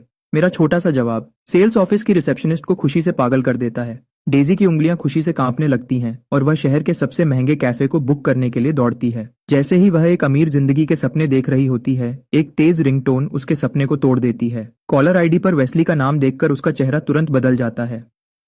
क्या तुम्हारा हो गया? वह गुस्से में फोन पर चिल्लाती है, जो अभी थोड़ी देर पहले की उसकी मीठी आवाज से बिल्कुल अलग थी। दूसरी तरफ से एक कमजोर और मिन्नत करती हुई आवाज आती है। डेजी, मेरी माँ को कुछ दिन पहले हॉस्पिटल में एडमिट किया गया है। मुझे सर्जरी के लिए 30,000 चाहिए। मैंने जैसे तैसे सिर्फ 10,000 जमा किए हैं। क्या तुम मेरे लिए बाकी के 20,000 दे सकती हो? क्या 20,000? तुम्हें क्या लगता है मैं कोई बैंक चलाती हूँ? इससे पहले कि वह अपनी बात पूरी करता, डेजी गुस्से में फट पड़ती है। उसे अचानक याद आता है कि पास में उसके साथ काम करने वाले लोग हैं। चेहरा लाल करके वह मुड़ती है और कॉरिडोर के आखिरी कोने की तरफ चली जाती है। वेस्ली, क्या तुम्हारा दिमाग खराब हो गया है? 1 साल से हम डेट कर रहे हैं। तुमने मुझ पर कितने पैसे खर्च किए हैं? क्या तुमने कभी डिनर के पैसे देने के लिए जिद की? क्या तुमने कभी मूवी की टिकट्स खरीदी? और अब तुम सीधा 20,000 मांग रहे हो? मुझे माफ कर दो डेजी, मैं सिर्फ इसलिए मांग रहा हूँ क्योंकि मेरे पास कोई और रास्ता नहीं है। हम अभी भी साथ हैं। क्या तुम इस तरह से नहीं सोच सकती? दूसरी तरफ से आवाज और कमजोर होती जाती है, जैसे उसकी सांस फूल रही हो। इस पर डेजी ठंडी हंसी हंसती है। साथ? कुछ बार हाथ पकड़ना साथ होना होता है। डेजी, तुम ये क्या कह रही हो? वेस्ली सुन्न हो जाता है और उसकी आवाज बदल जाती है। मैं क्या कह रही हूँ तुम्हें नहीं पता? हमारे बीच सब खत्म हो गया है, समझ गए? वेस्ली बिल्कुल दंग रह जाता है। डेजी, क्या तुम्हारे लिए पैसा मुझसे ज्यादा जरूरी है? तुम मुझे सिर्फ इसलिए छोड़ रही हो ताकि तुम्हें पैसे उधार न देने पड़े? हाँ, पैसा जरूरी है। मैं तुमसे ब्रेकअप ही इसलिए कर रही हूँ क्योंकि मैं पैसे उधार देने से डरती हूँ। वह वह जितना गुस्सा होती है उतनी ही तेज आवाज में बोलती है। ये पैसा मैंने धूप और हवा में घर बेच बेच कर मेहनत से कमाया है, और तुम इसे उधार लेना चाहते हो? तुम उन ऑनलाइन नॉवेल्स को लिखकर महीने में मुश्किल से 1,000 कमाते हो। तुम मुझे वापस कैसे करोगे? लेकिन मेरी माँ सच में बर्दाश्त नहीं कर पा रही है, मुझे पता है, लेकिन डेजी एक गहरी सांस लेती है और अपनी आवाज धीमी करती है। वेस्ली, हमारा कोई फ्यूचर नहीं है। मैं अपनी जिंदगी मेट्रो में धक्के खाते हुए, बाहर का खाना खाते हुए और एक छोटे से अपार्टमेंट में बिना बैल्कनी के रहकर नहीं बिताना चाहती। मुझे ऐसी जिंदगी नहीं चाहिए। दूसरी तरफ थोड़ी देर के लिए खामोशी छा जाती है। फिर वेस्ली धीरे से बोलता है, डेजी, क्या तुमने सच में ब्रेकअप करने का मन बना लिया है? डेजी काफी समय से ब्रेकअप करना चाहती थी। वह बस उसके सेल्फ रिस्पेक्ट को ठेस नहीं पहुंचाना चाहती थी और उम्मीद कर रही थी कि वह उसकी बेरुखी को समझकर खुद ही इसे खत्म कर देगा। लेकिन यह लड़का हमेशा अपने कीबोर्ड में खोया रहता था, अपनी नॉवेल्स की दुनिया में गुम, और उसकी इस दूरी से बिल्कुल बेखबर था। डेजी अपनी आंखें बंद करती है, कहती है, हमारे बीच सब खत्म, और फोन काट देती है। वह एक गहरी सांस लेती है और उसके चेहरे पर एक मुस्कान आ जाती है। ओह हाँ, आज दोपहर को मुझे मिस्टर स्टर्लिंग से कैफे में मिलना है। सिर्फ यह सोचकर ही उसका मूड तुरंत अच्छा हो जाता है। इस बीच सेंट्रल हॉस्पिटल के गेट पर एक नौजवान हॉस्पिटल की बिल्डिंग के सामने सीढ़ियों पर बैठा है। वह अपने फोन को जोर से पकड़े हुए है और उसके दिमाग में बस एक ही ख्याल है, सब खत्म हो गया। माँ बीमार है और पैसे चाहिए। उसने अपने हर रिश्तेदार से बात की, लेकिन एक सबसे अच्छे दोस्त के अलावा जिसने उसे 10,000 दिए थे, बाकी सबने मदद करने से मना कर दिया। ये रिश्तेदार बिल्कुल भरोसे के लायक नहीं है। लेकिन उसने कभी नहीं सोचा था कि उसकी गर्लफ्रेंड इतनी पत्थर दिल होगी। तुम्हारे पास साफ तौर पर पैसे हैं, लेकिन तुम मेरी माँ को बचाने से मना कर रही हो, क्यों? वह कांपती हुई आवाज में धीरे से गुस्से में बोलता है। डेजी, तुम ये याद रखना, जब मेरा वक्त बदलेगा तो तुम्हें आज जो तुमने किया उस पर बहुत पछतावा होगा। तभी उसका सिर अचानक भारी होने लगता है। इससे पहले कि वह कुछ समझ पाता, उसकी आंखों के सामने अंधेरा छा जाता है और वह बेहोश हो जाता है। उसे नहीं पता कि कितना वक्त बीत जाता है जब वेस्ली धीरे से अपनी आंखें खोलता है और खुद को हॉस्पिटल के बिस्तर पर पाता है। वह थोड़ा घबराया हुआ महसूस करता है, लेकिन जैसे ही वह अपना सिर घुमाता है, उसे अपने दिमाग में कुछ नया महसूस होता है। जैसे उसके दिमाग में एक बहुत बड़ी किताबों की अलमारी लग गई हो, जो नॉवेल्स से पूरी भरी हुई है। ये क्या है? वेस्ली बिल्कुल हैरान है। वह आराम से अलमारी से सबसे पहली किताब निकालता है और पहला पेज खोलता है। यह बैटल ऑरा की दुनिया है, किंग ऑफ किंग्स। कोई जादू नहीं, सिर्फ बैटल ऑरा जो अपनी सबसे ऊंची स्टेज पर है। यह एक लाइन वेस्ली को पसंद आ जाती है। वह तुरंत आगे पढ़ने लगता है। किस्मत एक पहिया की तरह घूमती है। किसी गरीब नौजवान को कभी कमजोर मत समझो। वह एक दिन पूरी दुनिया पर राज कर सकता है। एक नई दुनिया, दिलचस्प कहानी। वह जितना पढ़ता है उतना ही इसमें खो जाता है। एक नॉवेल ऐसी ही होनी चाहिए और इसके हीरो की कहानी भी कुछ उसकी कहानी जैसी ही है। इस बीच उसका सबसे अच्छा दोस्त, जिसने उसे 10,000 फ्रैंक्स दिए थे, हाथ में फल लेकर उसके पास आ रहा है। जैसे ही वह मैंशन कैफे के पास से गुजरता है, उसे अचानक एक जानी पहचानी पीठ दिखती है। डेजी। वह यहाँ क्या कर रही है? फ्रैंक वहीं रुक जाता है और उसे सब समझ में आ जाता है। वह तुरंत अपना फोन निकालता है और वेस्ली को कॉल करता है। वेस्ली, मैंने अभी डेजी को मैंशन कैफे के अंदर जाते देखा। वहाँ एक कॉफी की कीमत ही कई सौ से शुरू होती है। डेजी की सैलरी तो आम है, उसके पास इतने पैसे कहाँ से आए खर्च करने के लिए? वेस्ली का दिमाग घूम जाता है और वह तुरंत सब समझ जाता है, लेकिन तभी उसे याद आता है कि उनका अभी ब्रेकअप हुआ है। फ्रैंक ब्रेकअप के बारे में सुनकर हैरान हो जाता है, फिर धीरे से बोलता है, वेस्ली, ये क्या हो रहा है? ब्रेकअप होना कोई छोटी बात नहीं है। तुम्हें कम से कम आमने सामने बात करनी चाहिए थी, है ना? फोन पर ऐसा करना, और अब इस सिचुएशन को देखकर लगता है उसने तुमसे रिश्ता तोड़ने से पहले ही किसी और से दोस्ती कर ली थी। क्या तुम सच में यह बर्दाश्त कर सकते हो? तो तुम क्या चाहते हो मैं क्या करूं? वेस्ली की आवाज अचानक बढ़ जाती है। जरूर दुख होता है। डेजी वही थी जिसे वह सच में चाहता था। अगर वह उसे इतनी आसानी से छोड़ पाता तो वह रोज बड़ा आदमी बनने के सपने नहीं देखता ताकि उसे पछतावा हो सके। अगर तुम मुझसे पूछो, अगर उसने सच में किसी और से दोस्ती कर ली है तो शरीफ बनना छोड़ो और उसके सामने जाओ, चाहे बात कितनी भी बिगड़ जाए। तुम्हें आमने सामने जवाब चाहिए। वेस्ली हिचकिचाता है। उसके सामने खुद जाकर बात करना उसे अपनी इज्जत के खिलाफ लगता है, लेकिन जब वह सोचता है कि उसने कितनी आसानी से उसे छोड़ दिया था तो वह अपने दांत पीसता है। ठीक है, मेरा इंतजार करो, मैं अभी वहां आ रहा हूँ। इस बीच मैंशन कैफे पर मैं लियो और 4 बॉडीगार्ड्स के साथ दरवाजे पर पहुंचता हूँ। डेजी मुझे तुरंत देख लेती है और हाथ हिलाकर इशारा करती है। मिस्टर स्टर्लिंग, यहाँ पर। तुम आज बहुत सुंदर लग रही हो। मैं मुस्कुराते हुए बैठता हूँ और यह बात कहता हूँ। डेजी बहुत खुश हो जाती है और अंदर ही अंदर खुद को शुक्रिया कहती है कि उसने तैयार होने में मेहनत की। आप सच में तारीफ करना जानते हैं। तारीफ के लिए शुक्रिया मिस्टर स्टर्लिंग। मैं इस बारे में ज्यादा बात नहीं करता और सीधा मुद्दे पर आता हूँ। मुझे बातों को घुमाना पसंद नहीं है, इसलिए मैं साफ बोलूंगा। हम कल पहली बार मिले थे। क्या हम एक दूसरे को जानते हैं? बिल्कुल नहीं। क्या हम दोस्त हैं? मुश्किल से। अगर ऐसी बात है तो तुमने मुझे या तो किसी काम के लिए बुलाया है या फिर मेरे करीब आने के लिए। तुम्हारी हालत देखकर लगता है कि यह कोई काम तो नहीं है, तो साफ बात है कि तुम मेरे करीब आना चाहती हो। इतनी साफ बात सुनकर डेजी का चेहरा शर्म से लाल हो जाता है। वह हकबकाने लगती है और उसके मुंह से ठीक से शब्द भी नहीं निकलते। जो भी कहना है साफ साफ कह दो। जब मैं यहाँ आया हूँ तो यही सब सोचकर आया हूँ। यह सुनकर डेजी आखिरकार हिम्मत करती है और अपने आने की वजह बताती है। मिस्टर स्टर्लिंग, क्या आप मुझे एक मौका दे सकते हैं? उसे डर है कि अगर उसने अभी सच नहीं बोला तो यह मौका हमेशा के लिए उसके हाथ से निकल जाएगा। मैं मुस्कुराता हूँ। जो चाहिए उसे साफ साफ मांगना उन अजीब लड़कियों से कहीं बेहतर है जो पैसे के पीछे भागती हैं। मेरे साथ रहने में कोई दिक्कत नहीं है, लेकिन मेरे 3 नियम हैं। अगर तुम इन्हें मान सकती हो तो हम अभी चल सकते हैं। पहला नियम, अब से तुम किसी भी दूसरे मर्द के करीब नहीं जाओगी। डेटिंग तो दूर की बात है, तुम्हारा कोई लड़का दोस्त भी नहीं होना चाहिए। दूसरा नियम, मैं तुमसे शादी नहीं करूंगा और न ही सिर्फ तुम्हारे साथ रहूंगा। तीसरा नियम, अब से सिर्फ मैं ही तुमसे बात करूंगा। तुम खुद से मुझे फोन या मैसेज नहीं करोगी। मेरी शर्तें बहुत आसान हैं, बस यही सब है। मैं सब कुछ एक बार में ही साफ कर देता हूँ। हाँ, जब तुम मेरे साथ इस रास्ते पर चल रही हो तो मैं तुम्हें खाली हाथ नहीं रखूंगा। मैं पैसे, खाने, कपड़े और रहने सहने में कोई कंजूसी नहीं करूंगा। जो चाहिए चुन लो। जब हम अलग भी होंगे तब भी मैं तुम्हें इतने पैसे दे दूंगा कि तुम कुछ वक्त आराम से रह सको। अगर यकीन नहीं है तो अपनी दोस्त एम्बर से पूछ लो। एम्बर ने भी तुमसे ये बात की थी। यह सुनकर डेजी हैरान रह गई, लेकिन फिर उसे ये बात आम लगती है। आखिर कौन अपनी मर्जी से ऐसी बातें सबको बताता फिरेगा? तुम्हारे पास सोचने के लिए 2 मिनट हैं। 2 मिनट के बाद मुझे साफ जवाब चाहिए। मिस्टर स्टर्लिंग, क्या आप मुझे बुरा समझेंगे? डेजी अपना होंठ चबाती है और सीधा जवाब नहीं देती। वह अंदर से जानती है कि दूसरों की नजर में जो वह अभी कर रही है वह बहुत बुरा और शर्मनाक लगता होगा, लेकिन मेरा जवाब उसे हैरान कर देता है। नहीं, लोग खुद को खुश रखने के लिए जीते हैं, इसमें कुछ गलत नहीं है। बाहर के लोग तो बस बातें बनाते हैं। तुम अलग हो, तुम सुंदर हो और तुम्हारा शरीर भी अच्छा है। तुम्हारे पास एक बेहतर जिंदगी चुनने की ताकत है। मैं तुम्हें बुरा क्यों समझूंगा? डेजी को लगता है कि उसने गलत सुना है। पहली बार किसी ने किसी के साथ पैसे के लिए रहने की बात इतने आराम से की थी, जैसे इसमें कोई गंदी या शर्मनाक बात ना हो। क्या मैं ऐसा लगता हूँ जिसे तुम्हें खुश करने के लिए झूठी बातें करनी पड़े? मैं उसे तिरछी नजर से देखता हूँ। मेरा बोलने का तरीका थोड़ा मजाकिया था। लड़कियों को मीठी बातों से फंसाना खाली बैठे मर्दों का काम है। मैं, केन स्टर्लिंग, ऐसे बोरिंग खेलों में अपना वक्त खराब नहीं करता। लगभग 20 मिनट बाद मैं बिल देने के लिए खड़ा होता हूँ और जाने की तैयारी करता हूँ। जैसे ही हम बाहर आते हैं, डेजी चुपके से अपना हाथ मेरे हाथ में डाल देती है, क्योंकि उसे मना करने की कोई वजह नहीं मिलती। मिस्टर स्टर्लिंग, अब आगे कहाँ चलना है? मैं थोड़ा मुस्कुराता हूँ। पहले हम कपड़ों की शॉपिंग के लिए चलेंगे। जो तुमने अभी पहना है वह अच्छा है, लेकिन मेरे साथ खड़े होने के लिए सिर्फ अच्छा होना काफी नहीं है। यह सुनकर डेजी की धड़कन तेज हो जाती है। तो एक अमीर आदमी के साथ रहने का ऐसा एहसास होता है, एक बार बोला और क्रेडिट कार्ड बाहर आ गया। कोई हैरानी की बात नहीं कि क्यों इतनी सारी लड़कियां किसी अमीर के साथ रहना पसंद करती हैं, बजाय इसके कि किसी गरीब के साथ पूरी जिंदगी गुजारें। यह याद करते हुए कि कैसे वेस्ली उसे सिर्फ $10 से कम के स्ट्रीट स्टॉल्स पर नूडल्स खिलाने ले जाता था, डेजी का दिल दुखने लगता है। तभी एक चिल्लाहट उसे हकीकत में वापस लाती है। गली के कोने से दो लोग तेजी से आते हैं। इससे पहले कि वे पास आते, मेरे आदमियों ने उन्हें रोक दिया। डेजी ध्यान से देखती है। वेस्ली, तुम यहाँ क्या कर रहे हो? तुम मुझसे पूछ रही हो कि मैं यहाँ क्यों हूँ? डेजी, मैंने सच में तुम्हें पहचानने में गलती कर दी। वेस्ली उसे गुस्से से घूरता है। उसके शब्द सुई की तरह चुभने वाले थे। उसके पास खड़ा फ्रैंक मुझे लग्जरी कार से बाहर आते हुए देखता है और उसकी आंखें हैरत से फटी की फटी रह जाती हैं। तुमने सुबह मुझसे ब्रेकअप किया और दोपहर तक तुम किसी और लड़के के साथ घूम रही हो। तुम सच में बहुत भोली और शरीफ हो, है ना?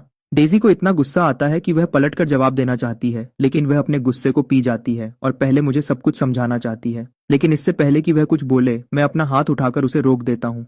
तुम्हारे पास 5 मिनट हैं। यह कहने के बाद मैं उनकी तरफ एक बार भी नहीं देखता और बॉडीगार्ड्स के साथ कार में बैठ जाता हूँ। वेस्ली और फ्रैंक ने कभी ऐसी उम्मीद नहीं की थी। वे यहाँ सबका ध्यान खींचने आए थे ताकि मेरे सामने डेजी की कमियां निकाल सकें और उसे नीचा देख सकें। इसके बजाय मैं उनकी तरफ बिल्कुल ध्यान नहीं देता, अपनी आंख तक नहीं झपकाता। वेस्ली, अपनी माँ का ख्याल रखने के बजाय तुम यहाँ बीच में बोलने आए हो।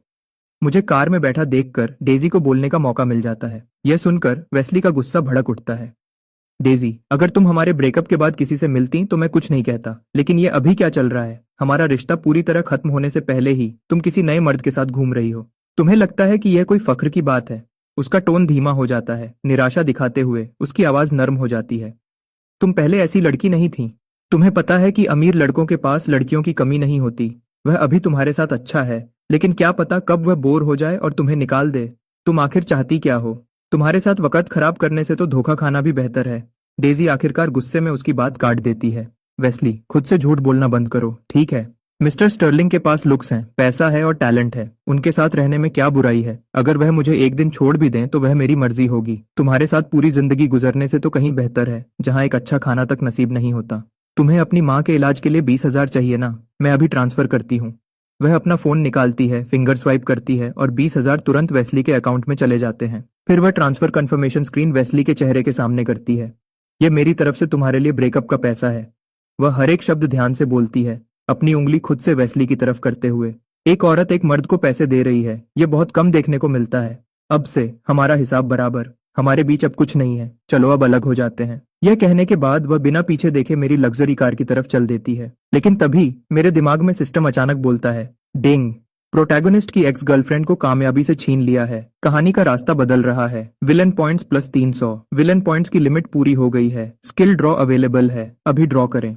अभी रुको। मैं तो पहले सिर्फ डेजी को एक मोहरे की तरह यूज करना चाहता था ताकि टीना के साथ हालात को संभाल सकूं। मैंने कभी नहीं सोचा था कि मुझे इससे अलग से फायदा भी मिल जाएगा। वह वेस्ली साफ तौर पर डेजी का एक्स बॉयफ्रेंड है। मैं एक नजर में ही यह समझ गया था। लेकिन सिस्टम ने कहा कि मैंने कामयाबी से प्रोटैगनिस्ट की एक्स को छीन लिया है। इसका मतलब वेस्ली भी इस कहानी का एक प्रोटैगनिस्ट है। तो क्या मैं अभी उस कहानी में हूं जहां एक अमीर बिगड़े हुए लड़के को प्रोटैगनिस्ट कुचलता है?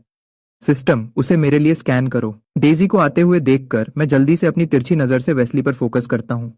स्कैन पूरा हुआ। नाम वेस्ली, लक पॉइंट 72। टारगेट का लक अभी बढ़ रहा है, सही वैल्यू नहीं मापी जा सकती। मैं सिर्फ 72 लक पॉइंट्स देखता हूँ और मुझे लगता है कि मेरी आंखें धोखा खा रही हैं। लेकिन जैसे ही अगली लाइन आती है, मैं तुरंत समझ जाता हूँ। ये लड़का शायद अभी अभी एक प्रोटैगनिस्ट सिस्टम से जुड़ा है। उसकी किस्मत अभी पूरी तरह खुली नहीं है, इसलिए उसका गरीबी से अमीरी का सफर अभी शुरू नहीं हुआ है। सबसे बड़ी बात यह है कि इस दुनिया में एक से ज्यादा प्रोटैगनिस्ट है। मैं धीरे से अपना मुंह बनाता हूँ। हालांकि इस बार विलन पॉइंट्स यानी फायदा ज्यादा नहीं मिला है, लेकिन कम से कम मुझे एक नया रास्ता मिल गया है।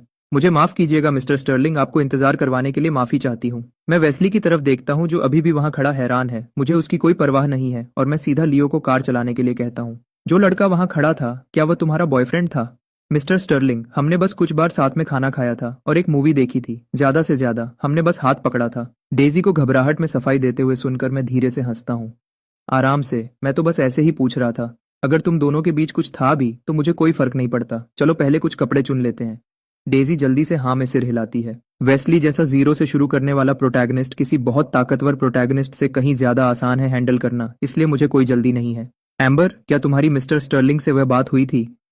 जब मैं आंखें बंद करके आराम कर रहा हूँ, डेजी चुपके से अपनी दोस्त को मैसेज करती है। तुम्हें इस बारे में कैसे पता? एम्बर को झटका लगता है। ये छोड़ो कि मुझे कैसे पता चला, मैं बस ये जानना चाहती हूँ कि उन्होंने तुम्हें ब्रेकअप के कितने पैसे दिए। ठीक है, लेकिन तुम किसी को बिल्कुल नहीं बताओगी। अगर तुमने किसी से बात की तो हमारी दोस्ती खत्म। मैं कसम खाती हूँ कि मैं किसी तीसरे बंदे को नहीं बताऊंगी। ब्रेकअप के वक्त सारे तोहफों के अलावा 1 मिलियन। उन्होंने मुझे 1 मिलियन दिए। 1 मिलियन का नंबर देखकर डेजी पूरी तरह हैरान रह जाती है। उसने कभी नहीं सोचा था कि कोई अमीर आदमी इतना बड़ा दिल वाला हो सकता है। उसके अभी के सैलरी के हिसाब से यह बिना खाए पिए लगभग 10 साल की मेहनत है। इस नंबर को देखकर उसके दिल को आखिरकार सुकून मिलता है। वह एम्बर से थोड़ी और बात करती है, फिर जल्दी से अपना फोन रख देती है। आखिरकार उसे अपने शुगर डैडी को खुश रखना है। वैसे तुम टीना से कैसे मिली? मैं अचानक पीछे की सीट से बोलता हूँ। डेजी जल्दी से जवाब देती है। उसका साथ काम करने वाला मेरे ही शहर से है। हम कुछ बार मिले और करीब आ गए। और तुम अभी क्या करती हो? तुम एम्बर से कैसे जुड़ी हो? मैं शहर में एक छोटा स्टॉल चलाती हूँ, बस एक छोटा सा बिजनेस है। एम्बर और मैं कॉलेज के क्लासमेट्स थे। हम हमेशा से करीब रहे हैं, डेजी खुले दिल से जवाब देती है। मैं धीरे से सिर हिलाता हूँ और ज्यादा नहीं पूछता, क्योंकि आमतौर पर जब कोई प्रोटैगनिस्ट आगे बढ़ता है तो उसकी एक्स गर्लफ्रेंड का यूज एक सीढ़ी की तरह किया जाता है। इसका मतलब डेजी, यह मोहरा सिर्फ लूकस के खिलाफ ही काम नहीं आएगी। वह शायद इस दूसरे प्रोटैगनिस्ट को भी उसके साथ खड्डे में खींचने में मेरी मदद करेगी।